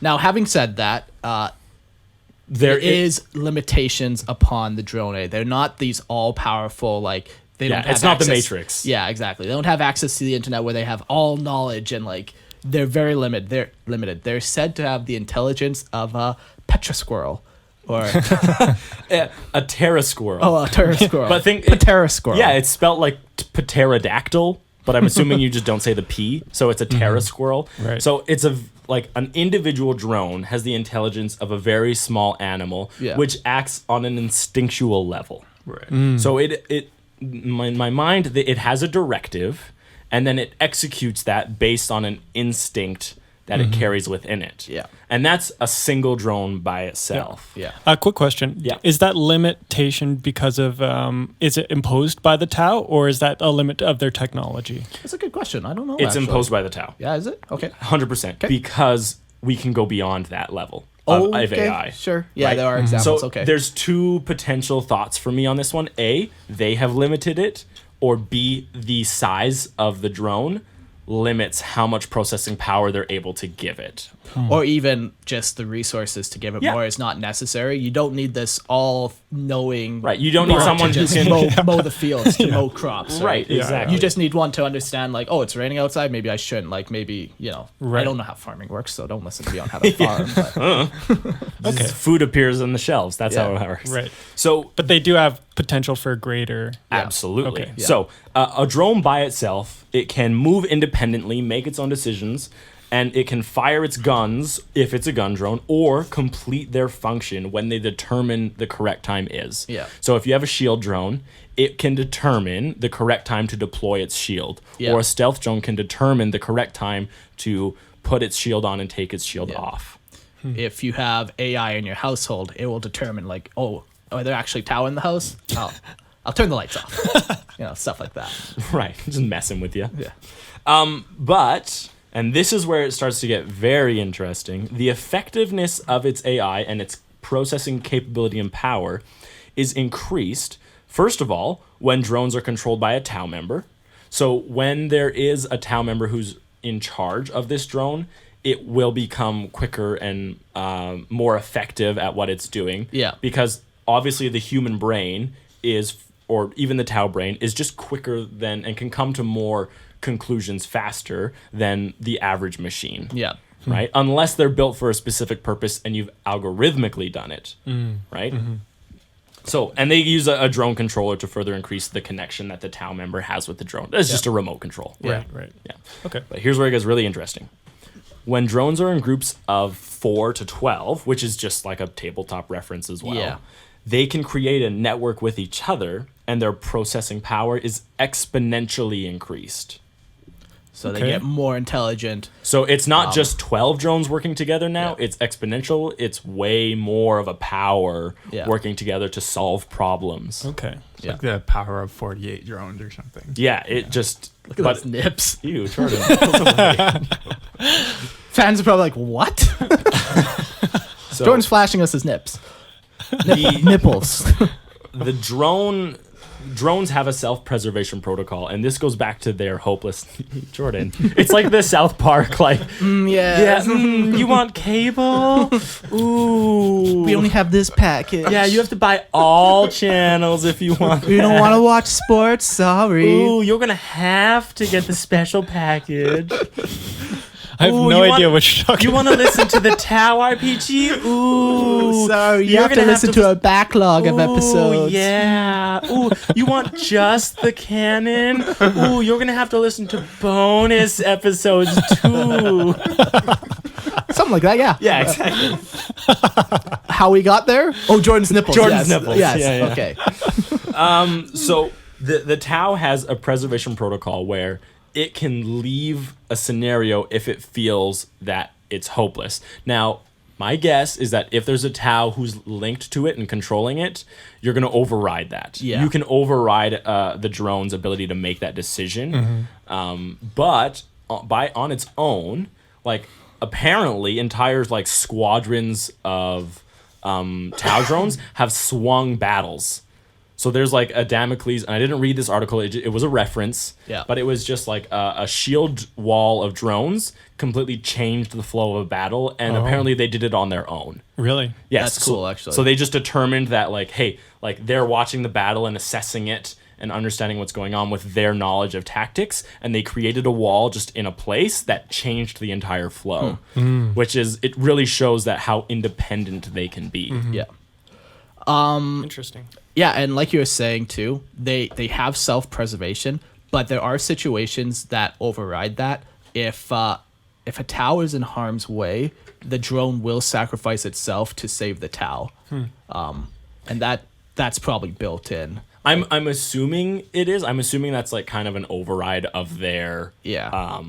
self-preservation. Yeah. But to me, it also could be like if you have 4 different kinds of drones, Yeah. and you have like what's a useless drone? Like a linguistic drone. Sure. Right? If you have a linguistic drone and a gun drone and a shield drone, Yeah. and danger is coming at it, I 100% see that linguistic drone sacrificing itself Yeah. so the gun drone and the shield drone would have a better chance at surviving. Or if the situation needed it, the gun drone would sacrifice itself Yeah. so the language drone could continue existing. Consider this: like drones are actually intelligent enough to understand the greater good. Dun, dun, dun, Yeah, that's dun, what I dun, was dun, thinking. dun, They dun, must have dun, programmed the greater good into it. Well, first of all, the greater good is a lie. Oh my god! No, but The only truth is Jordan's nipples. well, the interesting only thing about the greater good objective is I don't think you could boil it down to code. Yes. So it's more just like, but that could be very interesting to see like certain aspects of the greater good Yeah. exist within these Maybe robots. they just they bring drones into like the Tau schools when they're teaching all the kids as well, so the That- drones can learn as well. That would be really cool Yeah. to me. Like I could Like I don't see definitely them having that. to bring them in, but like you could videotape that recording of Right. the student and you can upload it to it, and then it would know. like, because they basically- definitely understand language. Yeah. Right. Yeah. So It is interesting, yeah. Yeah. That's pretty But cool. yeah, like I imagine like Tau use drones for a lot of the stuff. And we're not always just talking about little drones that you see on tabletop. No, like when they- when we're saying drones, we're meaning everything machine wise. Yes. And even outside of that, like a drone isn't that special. Like we have drones. What's special about the drones is the AI. So like they probably have AI in like everything. Like Why wouldn't you? Yeah, Right? Like it only ever helps Yeah. to a Tau. yeah.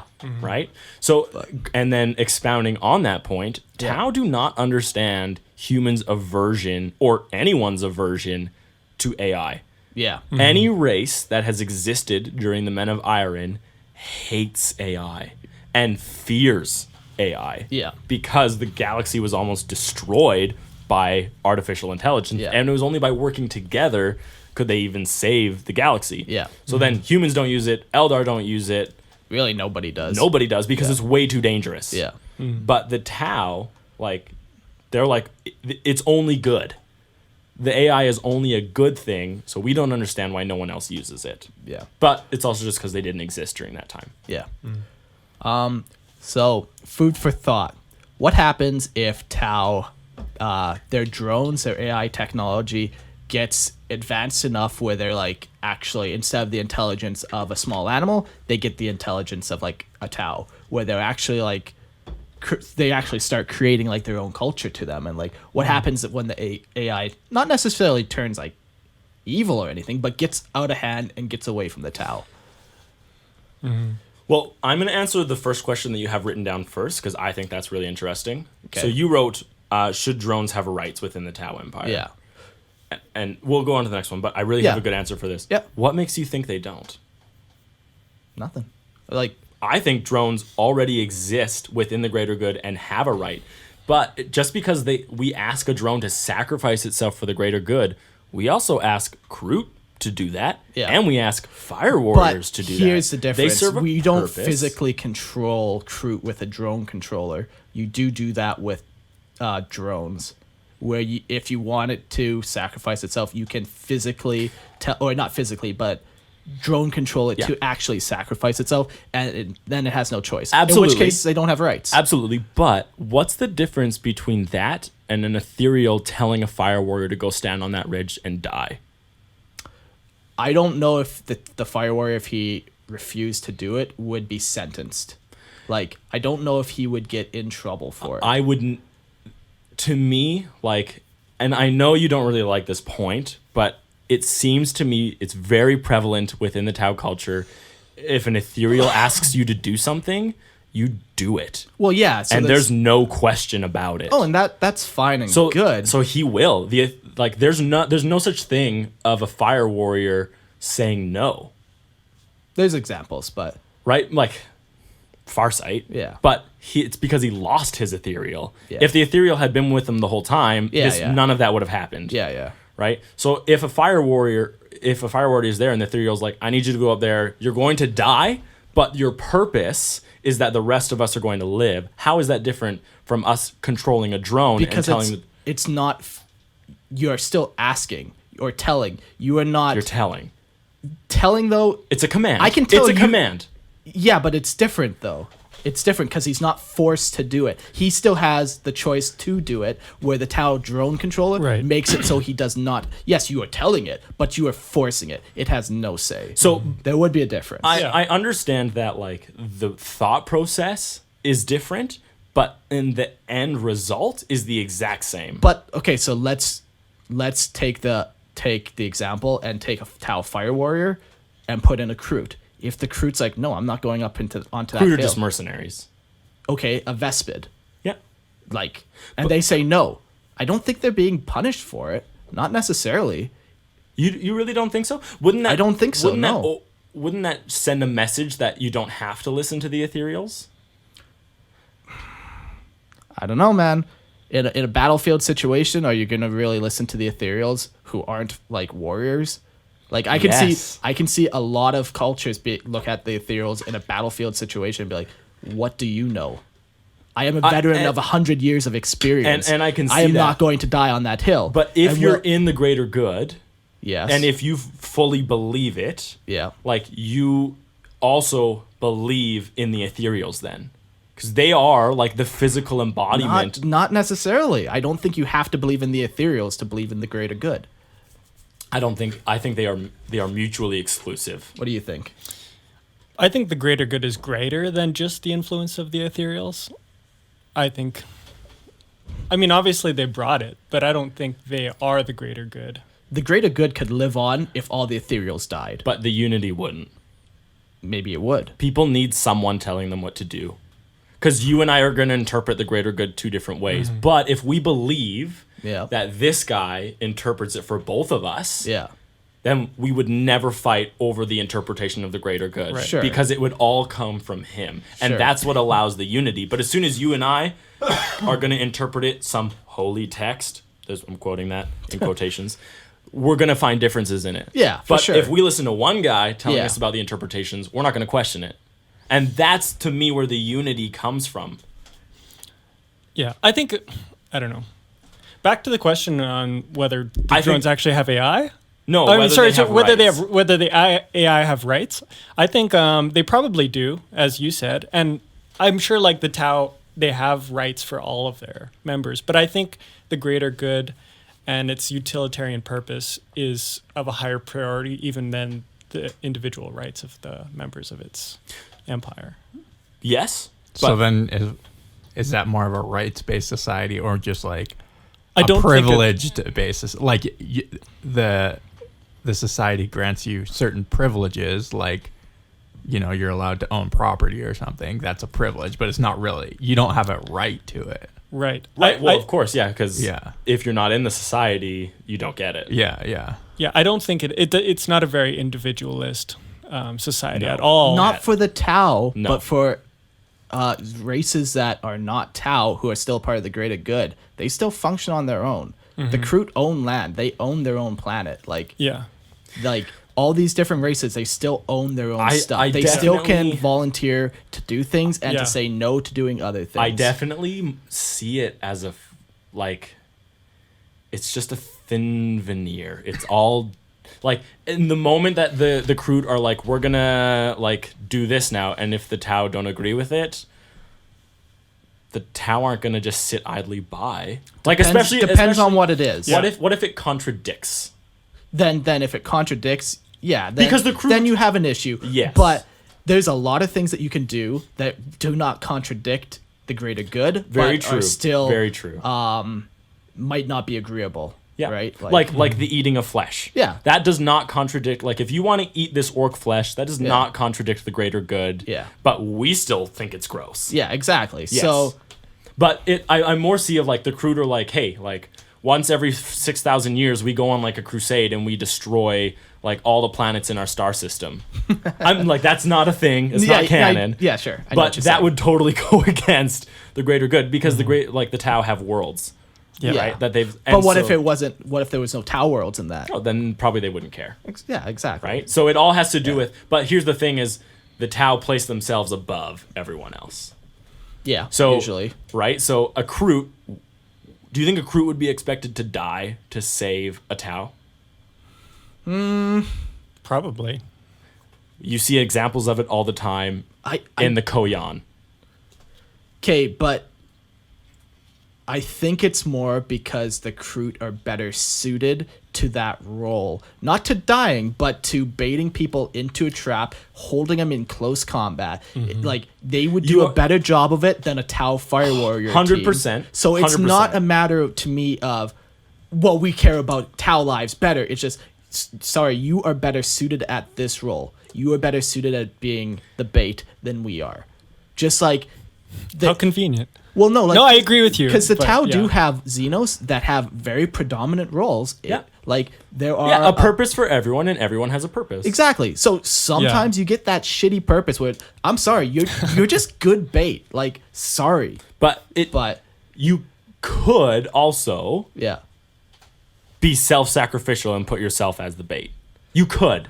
Oh yeah, but why do that when there's better things out there? But if the purpose is just to die, I don't think that's ever the purpose. So I don't think they're just saying go die there because that's gonna win us the battle. Like, but what if it did? I don't think that's the case. Though I don't. I think that's, it's happened. I think it's happened. Sure, everything's happened, but I don't think that's a predominant thing. I think it's more like, sorry, we need you to hold this while to give us enough time to circle around. We're gonna rush as hard as we can so you don't lose like a whole bunch of guys. But it's gonna happen. I'm sorry, you're just better suited at that. Yeah. Like, and like I definitely think this is two sides of a very similar coin. Yeah. Like you're looking at it where like the greater good is like actually a the greater good. which it is due to the name of the greater good. Right. If you believe it. But like it's just something about me is I've always got to find like the darker path because in it. you were hurt as a child. Oh yes, bud. And let's be honest, who wasn't? Only physically. Like I fell off swings. Yeah. Had knives thrown at you. Knives, yeah. But not emotionally. I do think drones do have like a certain right. Like like because it is an AI, I don't foresee like a small Tau child like messing with a drone and like purposefully like trying to torment it, like and stopping it from doing its function. Yeah. Like if its function is to do something, and a Tau child could probably be in trouble for limiting it and like being like bullying it. So it'd be like animal rights. Yeah, exactly, like an animal right. Yeah, because I guess when I was looking at the term rights, I was thinking like Human Can they rights. vote? No, like there are different levels of rights. Yes, there are. Yeah. Yeah. So like, And this is a caste system, so we already know there are different levels of rights within it. And they're okay with that generally. Yeah. So okay. So then yes, I would answer drones probably do have a certain set of rights to a point. Yeah. Cool. You won me over. No, I don't. Well done, poor of the of the Damn it. of the water cast. What was the other question? So you the had? other one was like when Tau reached that point where they're like true, super true AI, where they connect to the internet and they Sure. now have all the knowledge. And they're not evil. Like, I'm not saying they turn against the Tau, but they reach that point where they have developed their own culture. They've actually developed into something themselves. How do we think the Tau would react? Do we think the Tau would try to continue to like stifle their advancement and like maybe for all we know a couple drones have reached that point and they put them down? Or do you think that the Tau would allow them to grow as their own unique thing into their own thing? I think they would probably limit its capabilities. I think, yeah. Okay. Oh, 100% limit. The Ethereals can't have anyone having more knowledge than them Okay. So I would probably agree with that too. But for different reasons. no. But what happens if it does happen? Like, I agree that for the most part, it's been shown that they do limit it. I think But they'd what probably happens? Put it down, yeah. Yeah, you think? Okay. Probably. I mean, it's As quietly as possible. it's dangerous to everybody else. Well, they like the normal Tau doesn't believe it's dangerous. They view it as nothing but helpful. But when it comes to power, right, and authority, like the Ethereals can't have anything that is a potential threat to their rule, right? And we've seen this before in Tau history. Like, they don't even tell people that Anva is dead. They can't afford to because it would be too dangerous for like the average Tau citizen, right? Yeah. But 100%, I think they limit it. I also think that as soon as they gain like true that awareness where they have unlimited growth and potential, they would see the greater good for the sham it is. Because I think one of like the reasons why so many people still subscribe to the greater good is like they're just not shown, or they're so fully ingrained that this is the only way. And it is a good way, and it is currently the most effective way in bringing people in, but I don't know if it's a good thing. It's an effective way for now. Yeah, in its current form, like I would pray that I exist within the Tau Yeah, Empire. for sure. That would be the best quality of life. Okay. Guavesa. Cool. Yes, I'll be a Guavesa. Do we want to talk anything else about AI? I think No. that kind of covers it. Like it's a very fascinating part. Like even in our current setting, like Yeah, in it's- humanity right yeah, it's now. real life. Where we're discussion, trying for sure. to Yeah. Yeah. get it ourselves. So, But Yeah. I mean, have they never seen Terminator? We all know how it goes down. yeah, but I Do know you want why. Skynet? Because that's how you get Skynet. yeah. I don't know. I don't think AI always has to turn evil. Well, I think humanity always does. And if we base AI on ourselves, Oh, sure. That's a different argument. But Tau, well, I think most people try and build AI around like they're trying to make a human brain, right? So the same way that a human brain works Yeah. and logics and reasons, that's what we're trying to recreate. Yeah. Yeah. But we So- logic and reason things always to conflict. yeah. So, but Tau, if they did it, I don't Maybe think, it would turn out completely different. yeah, I don't think it would always lean towards that dark. Okay, the best way to end all suffering is to kill all Tau. Yeah. Like I don't know if it would go. But that it way would be because to it's- kill all humans. Yeah, probably. Yeah, I'm actually. I think people put too much veracity in the claim that AI is inevitably going to turn into like a tyrannical force. Yeah, I don't think that that's necessarily a given. No, of course not. Yeah. It's just as unpredictable as humans. Yeah, exactly. Some humans Yeah. will always turn to tyrannic, and some I think it's more of actually a are fear very. of the possibility of that. Yeah, Yes. but even if there is, yeah, okay, yes, humans. But if you look at like a macro sense, like humans have progressively become like, better. Like we murder less people per capita. We have less wars now than we ever have before. Like more people are fed. Like even though progress is Yes, slow, a lot of people seem to focus on the very terrible things that happen, Yeah. but that is within a very small sample size of humanity. Yeah, exactly. So in a weird way, like humans are getting better, and I would imagine at least the way I conceive it is, even if AI doesn't mean that they couldn't start wars that kill billions, you know, like who knows, they could evolve to be like better and more altruistic, you know, who knows. But Yeah. anyways, moving right along. Good chat. So our next topic that we're gonna do is Xenos relations. So we've talked a lot about how the Tau view Xenos within their society and all that kind of stuff, but we've never really talked about how other Xenos view the Tau, who are not a part of the society. So we're gonna go through just the major races and kind of give some viewpoints on this. I'm gonna give a shout out to, I think his name was Derek. I'm pretty sure his name was Derek. To the Derek or Eric. No, it was Derek. Okay.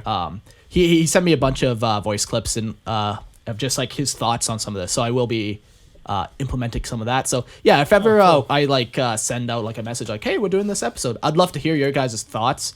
And yeah, just let us know.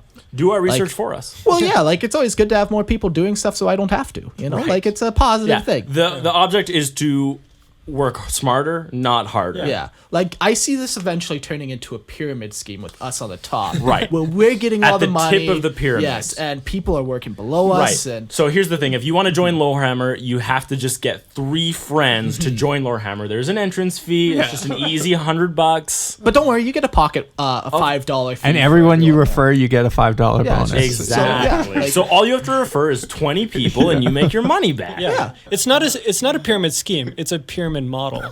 Right. Of course. No, there's no scheming. The difference is behind all that this is legal yes. Lorehammer TM. because let's just take because away- we offer a product and it's This is our service. information. But also, if you want to be a part, you have to do at least an hour a week of research on our topic. So, Perfect. thanks, guys.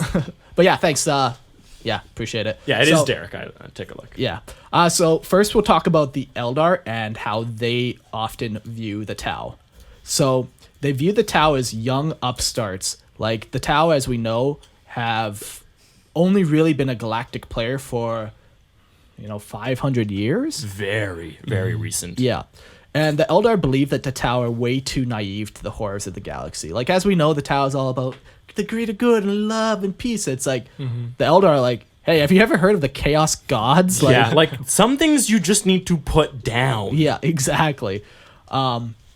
They still, though, see the Tau and every other Xenos as inferior to the Eldar. Of course, because technically they are. They are. Yeah, everything is inferior to the Eldar. Yeah. But on That's just truth, man.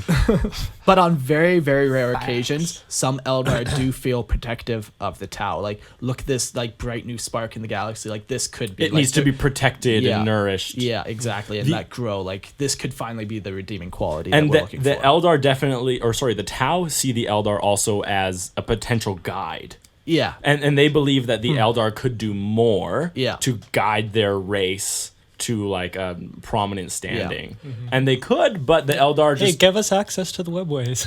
oh man, that would be wild yeah, like if the Tau could do that. Yeah. But as much as they view him as a guide, they also view him as a cautionary tale as well.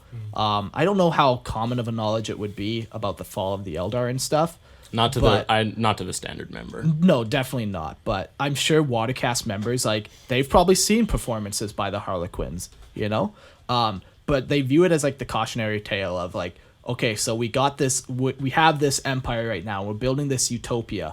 Let's not get carried away and let the excesses of life or whatever, like, we got to still be true to the path. Yeah, exactly. Stay on the path. The path is all we need. Yeah. So that's kind of their quick like relations. There's some examples. I forgot to write them down and they're not coming to me right now, but there's some examples of like how they actually interact with each other. But yeah. The Dark Eldar, they are very similar to the Eldar, but in a more twisted way. Like, I don't think any Dark Eldar feel protective of the Tau. No. But they do see them as inferior. Of course. They see them as naive. Yes. They see them as young. Of course. They see him also as a source of slaves. Naturally. Yeah. It's the Dark Eldar. Yeah. Yeah. We need someone to fight in our gladiator pits. So here's one interesting thing about the Dark Eldar and Tau relations. So normally Dark Eldar want slaves for this, so Slaanesh can feast on their souls, right? In place of their own. In place of their own. As we know, Tau don't really mix with the warp that way. So I don't know if the Dark Elder would view him as highly as like humanity or other races, because that psychic potential in the Tau is not as high. So they're like, sure, they would still use them as slaves to fight in the gladiatorial pits or to build buildings or stuff like that, but there is a different relationship there just due to the non-torturous, soul-sucking. They're just not going to be as valued as an Eldar would. Yeah, like if exactly. you like, absolutely. Yeah. Like, So the way Dark Eldar does that is they like torture and they draw out these very strong emotions from people. So Slaanesh will feed on that instead of their own soul.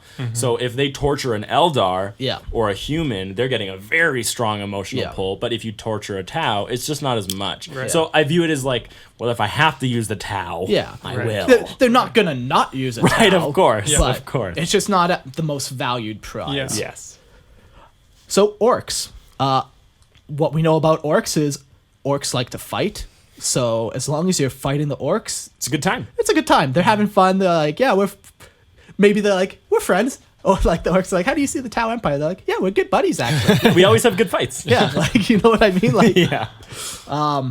as for the Tau viewing the orcs, though, the Tau are like kind of disgusted by the orcs. Like, they're the one species that they've never been able to achieve enlightenment with. Even though they can have conversations, Yeah. they've never been able to convince them that Yeah. the greater good is better. Yeah. Well, like, I'm sure there are Eldar out there who have joined the greater good. There's course. definitely humans who have joined the greater good. Yep. Where I don't think there's ever been an orc who joins the greater good No.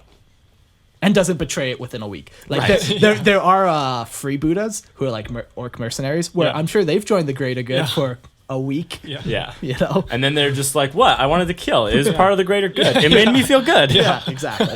So yeah, it's interesting because they despise the orcs because of that. Yeah. They are beyond enlightenment at this point, and they've given up even trying. Tyranids. One of you guys want to take this one? Yeah, sure. The Tyranids, like all other things created of biomass, are hungry. And all they want to do is a nom nom nom. Nom. So, yeah, the Tyranids they view them everything the same, and Yeah. everything is food and fuel. Yeah. Yeah. So that's pretty much all they're going to view the Tau as. And as for the Tau viewing the Tyranids, like, they probably just see them as like an animalistic predator. Yeah. Like, they don't put, like, you don't go to a puppy and talk to a puppy about the greater good, you know? It's Yeah. just beyond that comprehension.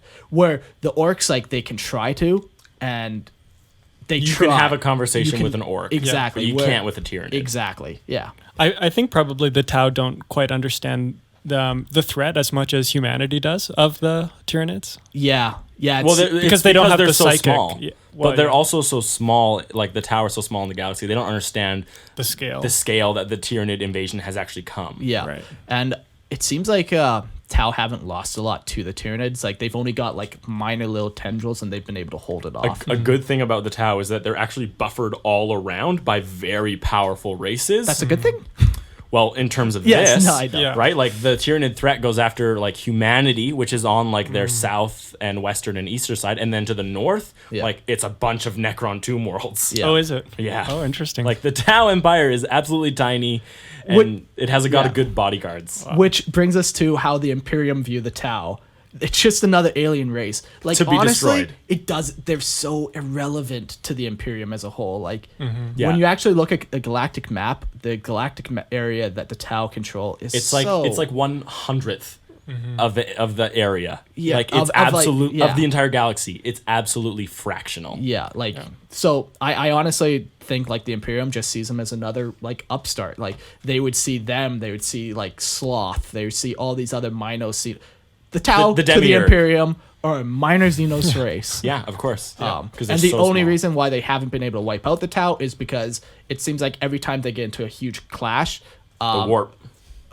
something happens that stops it. Either a Tyranid invasion will come, or And a that's warp a- storm will yeah. rip it open, or there's some event that stops the Imperium from going full force into the Tau Empire, Because wiping them out. if the Imperium ever focused its efforts, Yeah. the Tau would die. But there's just always been something to save them.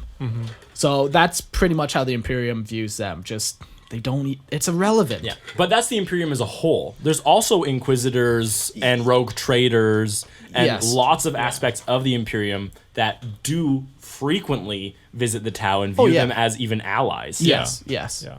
for sure. Because But, the Imperium as a whole versus the Imperium as an individual, Are two different. very Yes, different things. exactly. Because humanity, includes things that aren't the Imperium as well. Yeah, What do you mean? humanity. Like there are the- humans that aren't included in the Imperium. Yeah. Oh, I see what you're saying. Yeah. Yeah.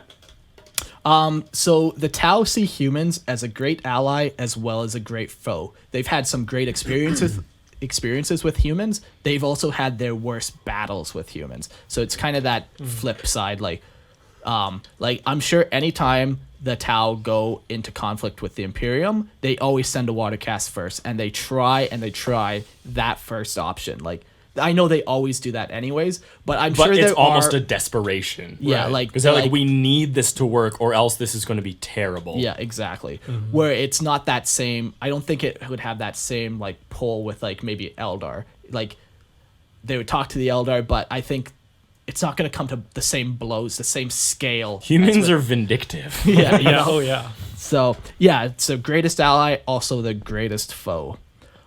So there's a cool story that I read in like the 4th edition Tau Codex, and basically it was a story of an Imperial 5th Space Marine captain visiting the Tau homeworld, and it was a Watercast member, I believe, who was just like showing the Space Marine like the homeworld. He's like, yeah, like this is our train system, and like this is our how we train our fire warriors, and like this is what like we are about, like trying to be as like we don't need to fight, like look, this can be yours too and stuff. And at the end, the Space Marine hero is like, no, we're coming to blows. Like, He's like, I don't care. yeah, it just ends horribly. But like, you could see in that story that the Tau like really trying to be like this is what we're about. We're not about war. We're about like we're all working together. And then yeah. Space Marine's like, I don't care. But I don't want to work together. He's like, dude. I have 1,000 battle brothers who are frothing at the mouth for a chance to destroy a Xenos race. Yeah, So you know what? We're gonna destroy a Xenos Yeah. race. Yeah, so it's a really cool story because it just shows like how different they can be, but just that hope that is there. Yeah, that's cool. I like the hope that the Tau have. Yeah, it is cool. So the AdMech, Eric, you kind of mentioned it a little bit with the AI. Like the Tau don't understand the Mechanicum and like their understanding of technology. Yeah. Because it's so backwards and there's so much stagnation and ritual involved. Where the Tau are super scientific and like The Tau are very logical. yeah, like and the they AdMech are very ritualistic. Yeah, a Tau knows why a pulse rifle fires. Right. They know the mechanics behind it, the science behind And probably every fire warrior has an understanding of it. Yeah. it. To some degree, sure. Yeah. Where the Mechanicum is completely different. Got the machine spirit. Yeah, and like all these like weird like things where it's like, yeah, the machine spirit, but like The motive what is force. that even? and Yeah, like the what, Omnissiah. What is? Why are you doing those rituals? Why do you worship a gun? Yeah. Why do you have to light 17 candles before you turn on your car's engine? Yeah. Like, Why do you have to say a prayer every time you type something into your computer? So they're just confused by it. Yeah.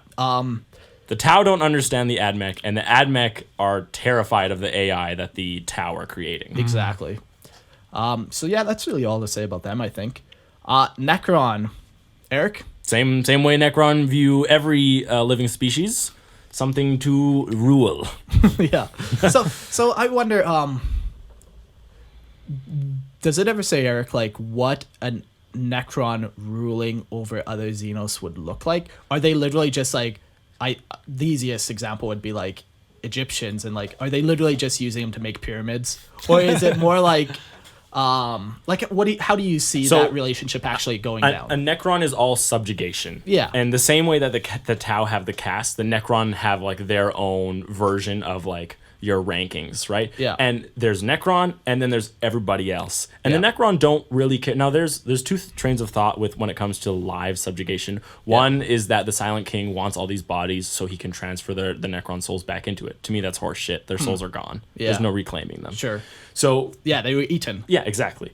But the other reason is just that the Necron truly believe that they are the dominators of the galaxy. Yeah. But if they want to have someone to dominate, there has to be someone left. Yeah. So that's the other reason why they want to protect.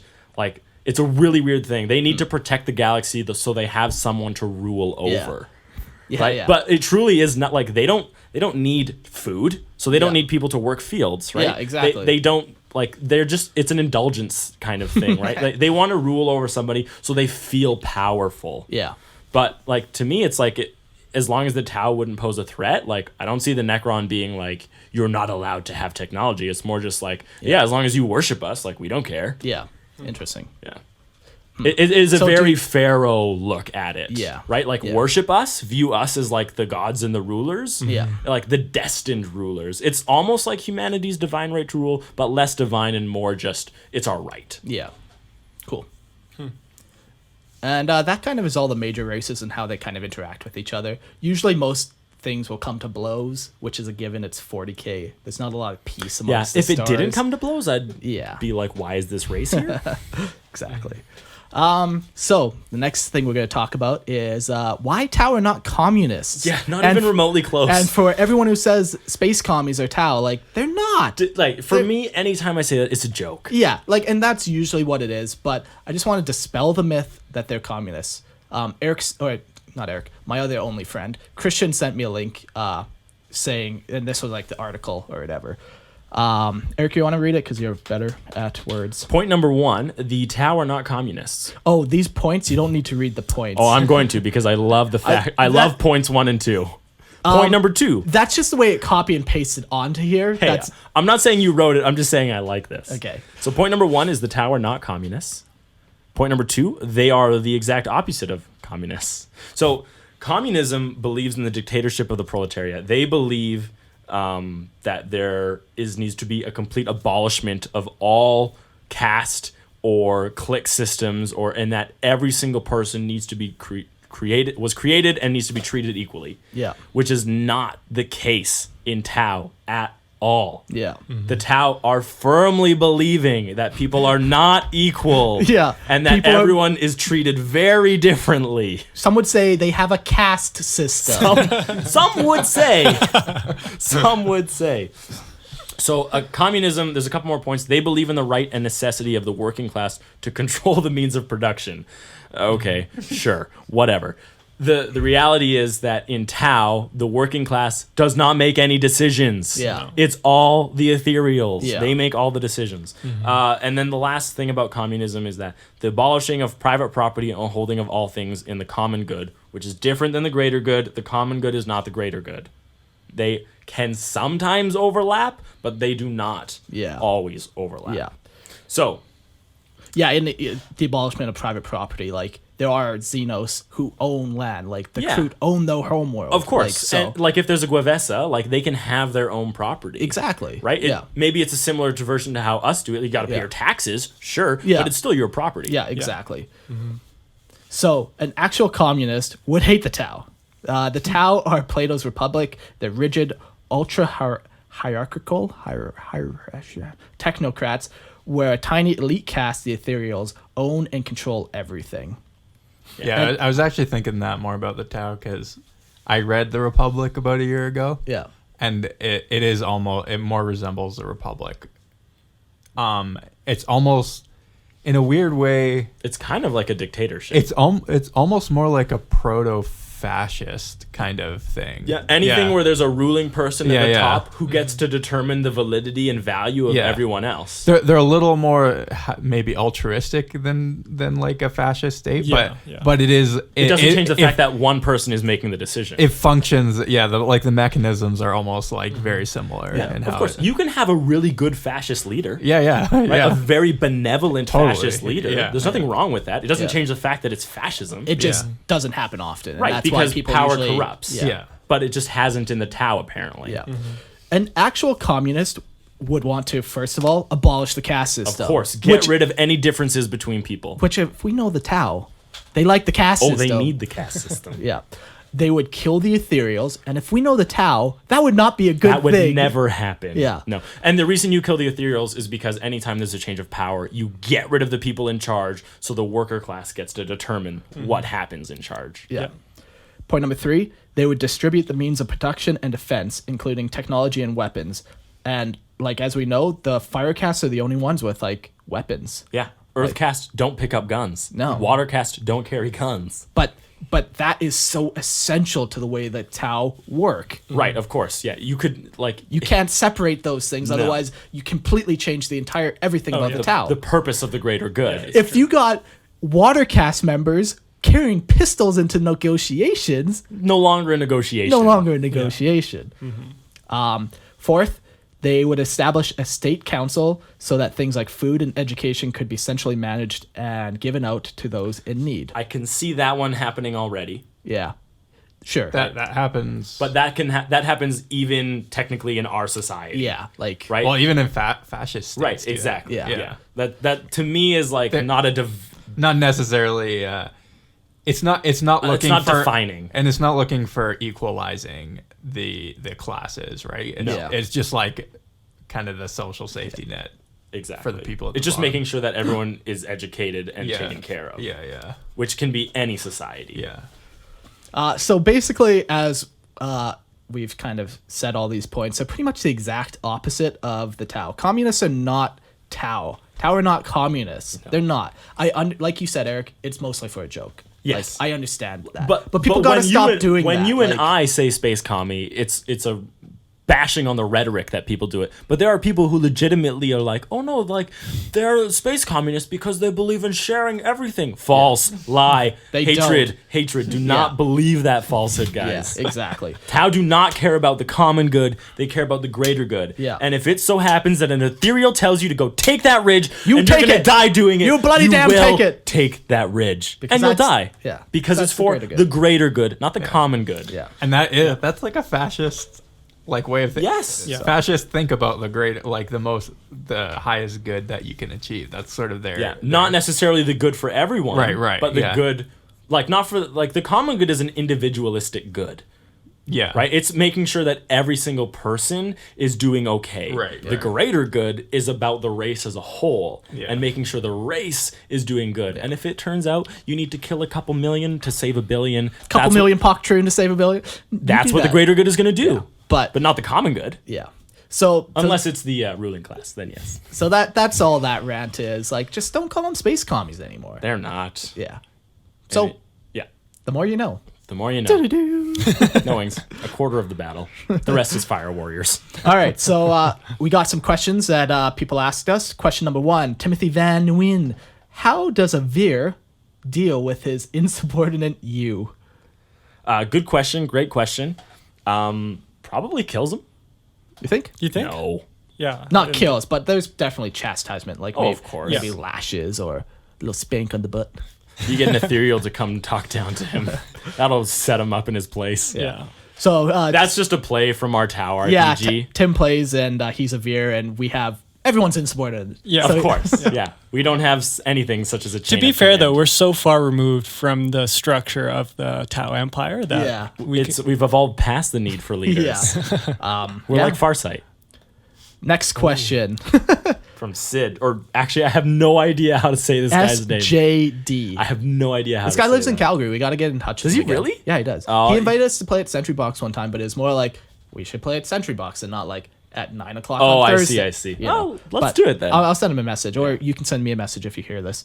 And he says, "Do Tau have dicks?" Super important. No I idea. have no idea. I don't know. We have no idea how they reproduce. And Yeah. trust me, I looked. many hours. Yeah, of isn't there a Google image. picture of like an imperial dissection of a Tau? There is of a female Tau. Okay. And that area is covered. Oh, by it a is. flayed flesh? Yeah. like Oh. from the stomach, it's like folded down. Okay. over there. So Yeah, you don't so actually you get can't it. see if there are reproductive organs Yeah. where ours are. We have no idea what they look like. But chances are good to just use that little slit in the eye. Yeah, that's what I was thinking. So if we do ever meet up and we can talk about Tau dicks then. yeah, and then also I'll say now I have a dick, so you don't have to ask me if I have a dick. Eric, dick, no dick? Well, here's the thing. You just got to take my word for it. Yeah. But also, I can prove it if I have to. Okay. Are you real saying life- okay, like as in do it, or? Not here. Not in front of Jordan and his nipple play. I don't want to make it weird. All right. Camden Gibson, can you cover how the Xenos filth, how they are Xenos filth, and how the Ethereals are truly, truly evil, and that there is not a greater good? My kind of guy. LOL, he says. No. Lots of love. That's what Lots that of means. love. He's saying that to me. I thought we just did like 2 hours of covering that. Yes. So answer to your question has been answered. I Is guess. yes, they are Xenos filth, and the Ethereals are actually terrible, and there's no such thing as a greater good. Christian says, are Tau space communists, or are the communists Earth Tau, or neither, or both?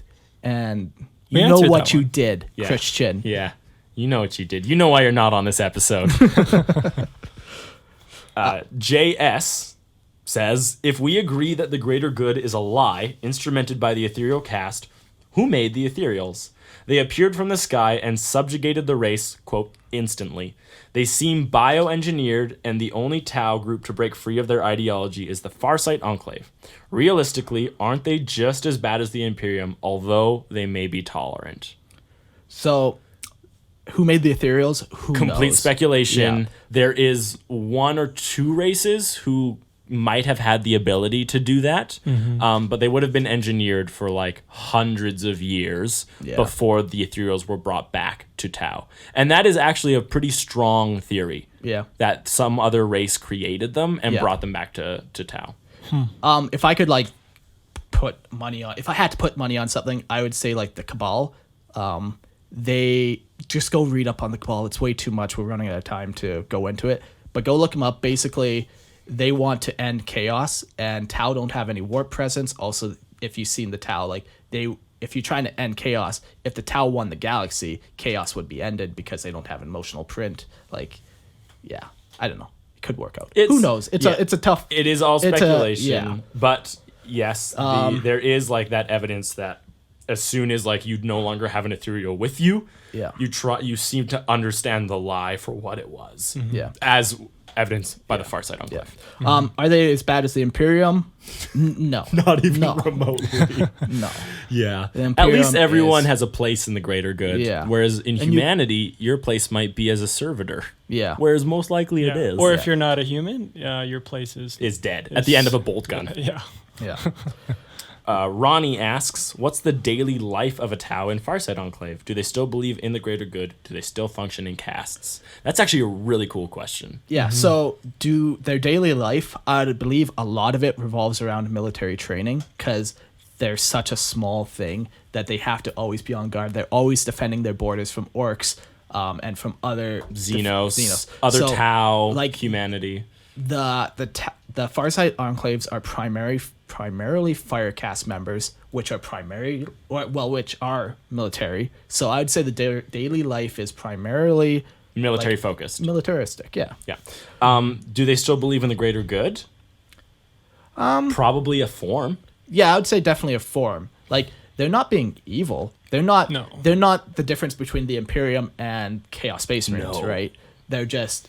They have a different idea of the greater Yeah, good. I would right. think they probably believe in the greater good, and that the Ethereals probably are like A sickness upon the greater good. yeah. So yeah, something along those lines maybe. a I don't version know. of it, maybe. Yeah, just a a guess. twisting of what the greater good could be. Yeah. Yeah. Do they still function in casts? Yes, Yes and no. Perfect. So Very in unison. we've made love many times. We know each other's mannerisms. Mannerisms? Aneurysms? What's No, you're right. Mannerism. mannerisms? A mannerism. Mannerism. Mannerism. Mannerisms. Manurisms. So I would say they primarily stay in their cast still. Like you still need people building stuff. You still need people fighting. But why do they stay in the cast? I would Is say it an has to- ideology? I would say it's ideology and also genetically. Like That's to me. That's the bigger drive. Is the genetics yeah, of like it. a fire warrior is not going to become a great scientist because he does not have that same brain capacity. That's the same. A water cast cannot pick up a pulse rival and join a fire like a team just because they want to. Yeah. There's hundreds of years of genetic peaking as well as training that goes into it. Yeah. So and you have a good example of them breaking outside of their cast. Yeah, so there is Farsight has like his 8 commanders, and one of them is an Earth cast scientist, and he's like in a battle suit. So there are examples of some Interesting. cross cast systems going on. Doesn't but mean you it's can't not- break out your cast, but not common, you I stick don't with think. what you're good at. Yeah. Right? And so maybe if his like enclave is allowed to survive for 10 more generations, maybe he'll allow caste mixing, Yeah. right? Yeah. So we got 3 more questions here, and then we're going to be done. Chris asks, how often have orcs and Tau How often have orcs and Tau have encountered or clashed with each other? Any legendary battles between the two? The biggest one would just be check out Farsight. He has like this huge background of him fighting the orcs, and I think that was probably even like one of their most notable battles. But if you really want to get some more stuff, check out that. Also in the 4th edition codex, there's this awesome battle that happens between Unshi and the orcs, where basically like Unshi is in like this small town that's like cut off from all supplies for weeks, and they're just being raided by the orcs. And eventually, like, they, at first they're holding the city walls, and they get pushed back to like the next block, and then eventually they're fighting in like I forget what the building is, but like, yeah, they slowly get whittled down. Like, it's an awesome story. So go check it out in the 4th edition codex, I believe. It's on a page. Yeah. Also, I think like Farsight he's probably fought orcs. He fought orcs enough to write a book about them. Yeah, right? exactly. Like, he got his name Farsight from fighting orcs. So definitely go check out him. Go check out that other short story. Or message me privately. Me and this guy's been talking for a bit. Okay. He does a podcast by himself. He That's does right. I think it's called Starfinder podcast. No, what? You'll find that. But yeah, he does a podcast, and it was pretty enjoyable, actually. The characters were pretty quirky, which is good in or in like character development. If you're bland, you're not very entertaining. But Right. yeah, he's a cool guy. Next question, we got Richard. If humans are known to live inside the Tau Empire, how do the Tau deal with human psychers that appear? That's a good question. I've never considered it. Any initial thoughts? Well, the easiest one is as soon as it turns dangerous, the Tau are going to do their best to protect those around them. And Yeah. if that means they've got to put the human down, they'll put the human down. I think that's probably the case. But if what you're doing has a purpose and Yeah. a use, the Tau, they're going to use it because Yeah. they use other psychic sensitive races. Exactly. It's just if you're summoning demons on the planet, so you gotta go. But like you said, yeah, there are plenty of Xenos that have psychic powers that they utilize. Yeah. The last question we got is Matthew. How do Tau go number 2 whilst in Battlesuits? Just like this. Just like I did in There my we go. pants. It's quite simple. You kind of just release, Yeah. and now you got it. So And then it filters through, and then you eat it. Well, the real question is, how do you even know they excrete a solid waste? that's true. Yeah, it's true. Right? Like they could sweat it out. Right. You Like, could what's have their jizz diet? hands. You have no idea. I don't know what I would imagine their diet consists like meat and vegetables. Like Yeah. they, We know it they have like implies- an agricultural Yeah. thing, and we Yeah. know they used to live on plains because the fire and they warriors would were hunt hunters. animals. So we know, like, you could assume they're omnivorous. Okay, Yeah. so it's probably solid waste then. probably, but Owls I guess you're get rid right. of solid waste through their mouths. Yeah. And Yeah. we exist on the same planet. yeah, So Yeah, no, you're who right. knows? You're right. yeah. It's, Who knows? It's in gas form. You never know. Maybe their body is perfect. So that's the episode. I know a couple times we mentioned we were going to talk Tau RPG, But Jordan this has been to a go, long episode so, either way. Maybe we'll do a bonus episode here, but we'll keep you guys posted. Eventually, it would be nice to tell you guys about what's happened. We've got There's so been many some good stories. very Yeah. amusing encounters. But yeah, thanks guys for listening. That was the Tau episode. Hopefully Eric? you enjoyed it, obviously. Yeah. Such as all things we do. Again, one more time, tell us your backstory of your army. We Yeah. really want to hear about that. Yeah, And pictures of it too. that'd be sweet. Oh, yeah, yeah. pictures of And your send model, nudes. backstories. And Of your send nudes. backstory. Of your backstory. Yeah. I'm going to say that one more time. That was a joke that I put in there. But if It didn't you do, translate over very well. It got lost from In Tau translation. to hike. Yeah, like, exactly. yeah. Yeah. It's much funnier in Tau. yeah, it fits way better. Yeah. I think it would be really funny when we release this episode. We'll also put our town names on there, just like Yeah. on like our Facebook page Yeah, or whatever, tell and then us just yours. comment your town name. Yeah. Perfect. That'll be funny. Other than that, hit us up on email, lorehammerpodcast@gmail.com. We've got our Facebook. Just search Lorehammer. You got Twitter, Lorehammer40K. Every once in a while, I like something. Yeah. And every once in a while I post something. We've got Patreon. If you want to contribute to what we're doing, we're just trying to cover some basic costs, such as our annual subscription fees. We just want to do a couple housekeeping things with making our room more soundproof and all jazz like that. Yeah. We've got a merchandise thing, Redbubble. If you want some Redbubble. stuff with a... Somebody just bought a mug this morning. I know. Actually. I saw that. Oh, he cool. sent us a message too. He did, Actually, yeah. telling us about it. And I Yeah. was like, awesome. He wants to drink liquor from that. That's cool. Yeah, he's like, I know it's a big cup to drink liquor from, but oh well. It's He's like, a it makes mug. painting easier. pretty funny. Yeah, so we've got merchandise if you want to buy that. Other than that, as always, send us your messages. Yeah. The whole reason we do this is so we can engage with other people in the hobby. Yeah. So I guess cool, and we'll see you in 2 weeks. Good times. Talk to you later. Peace out.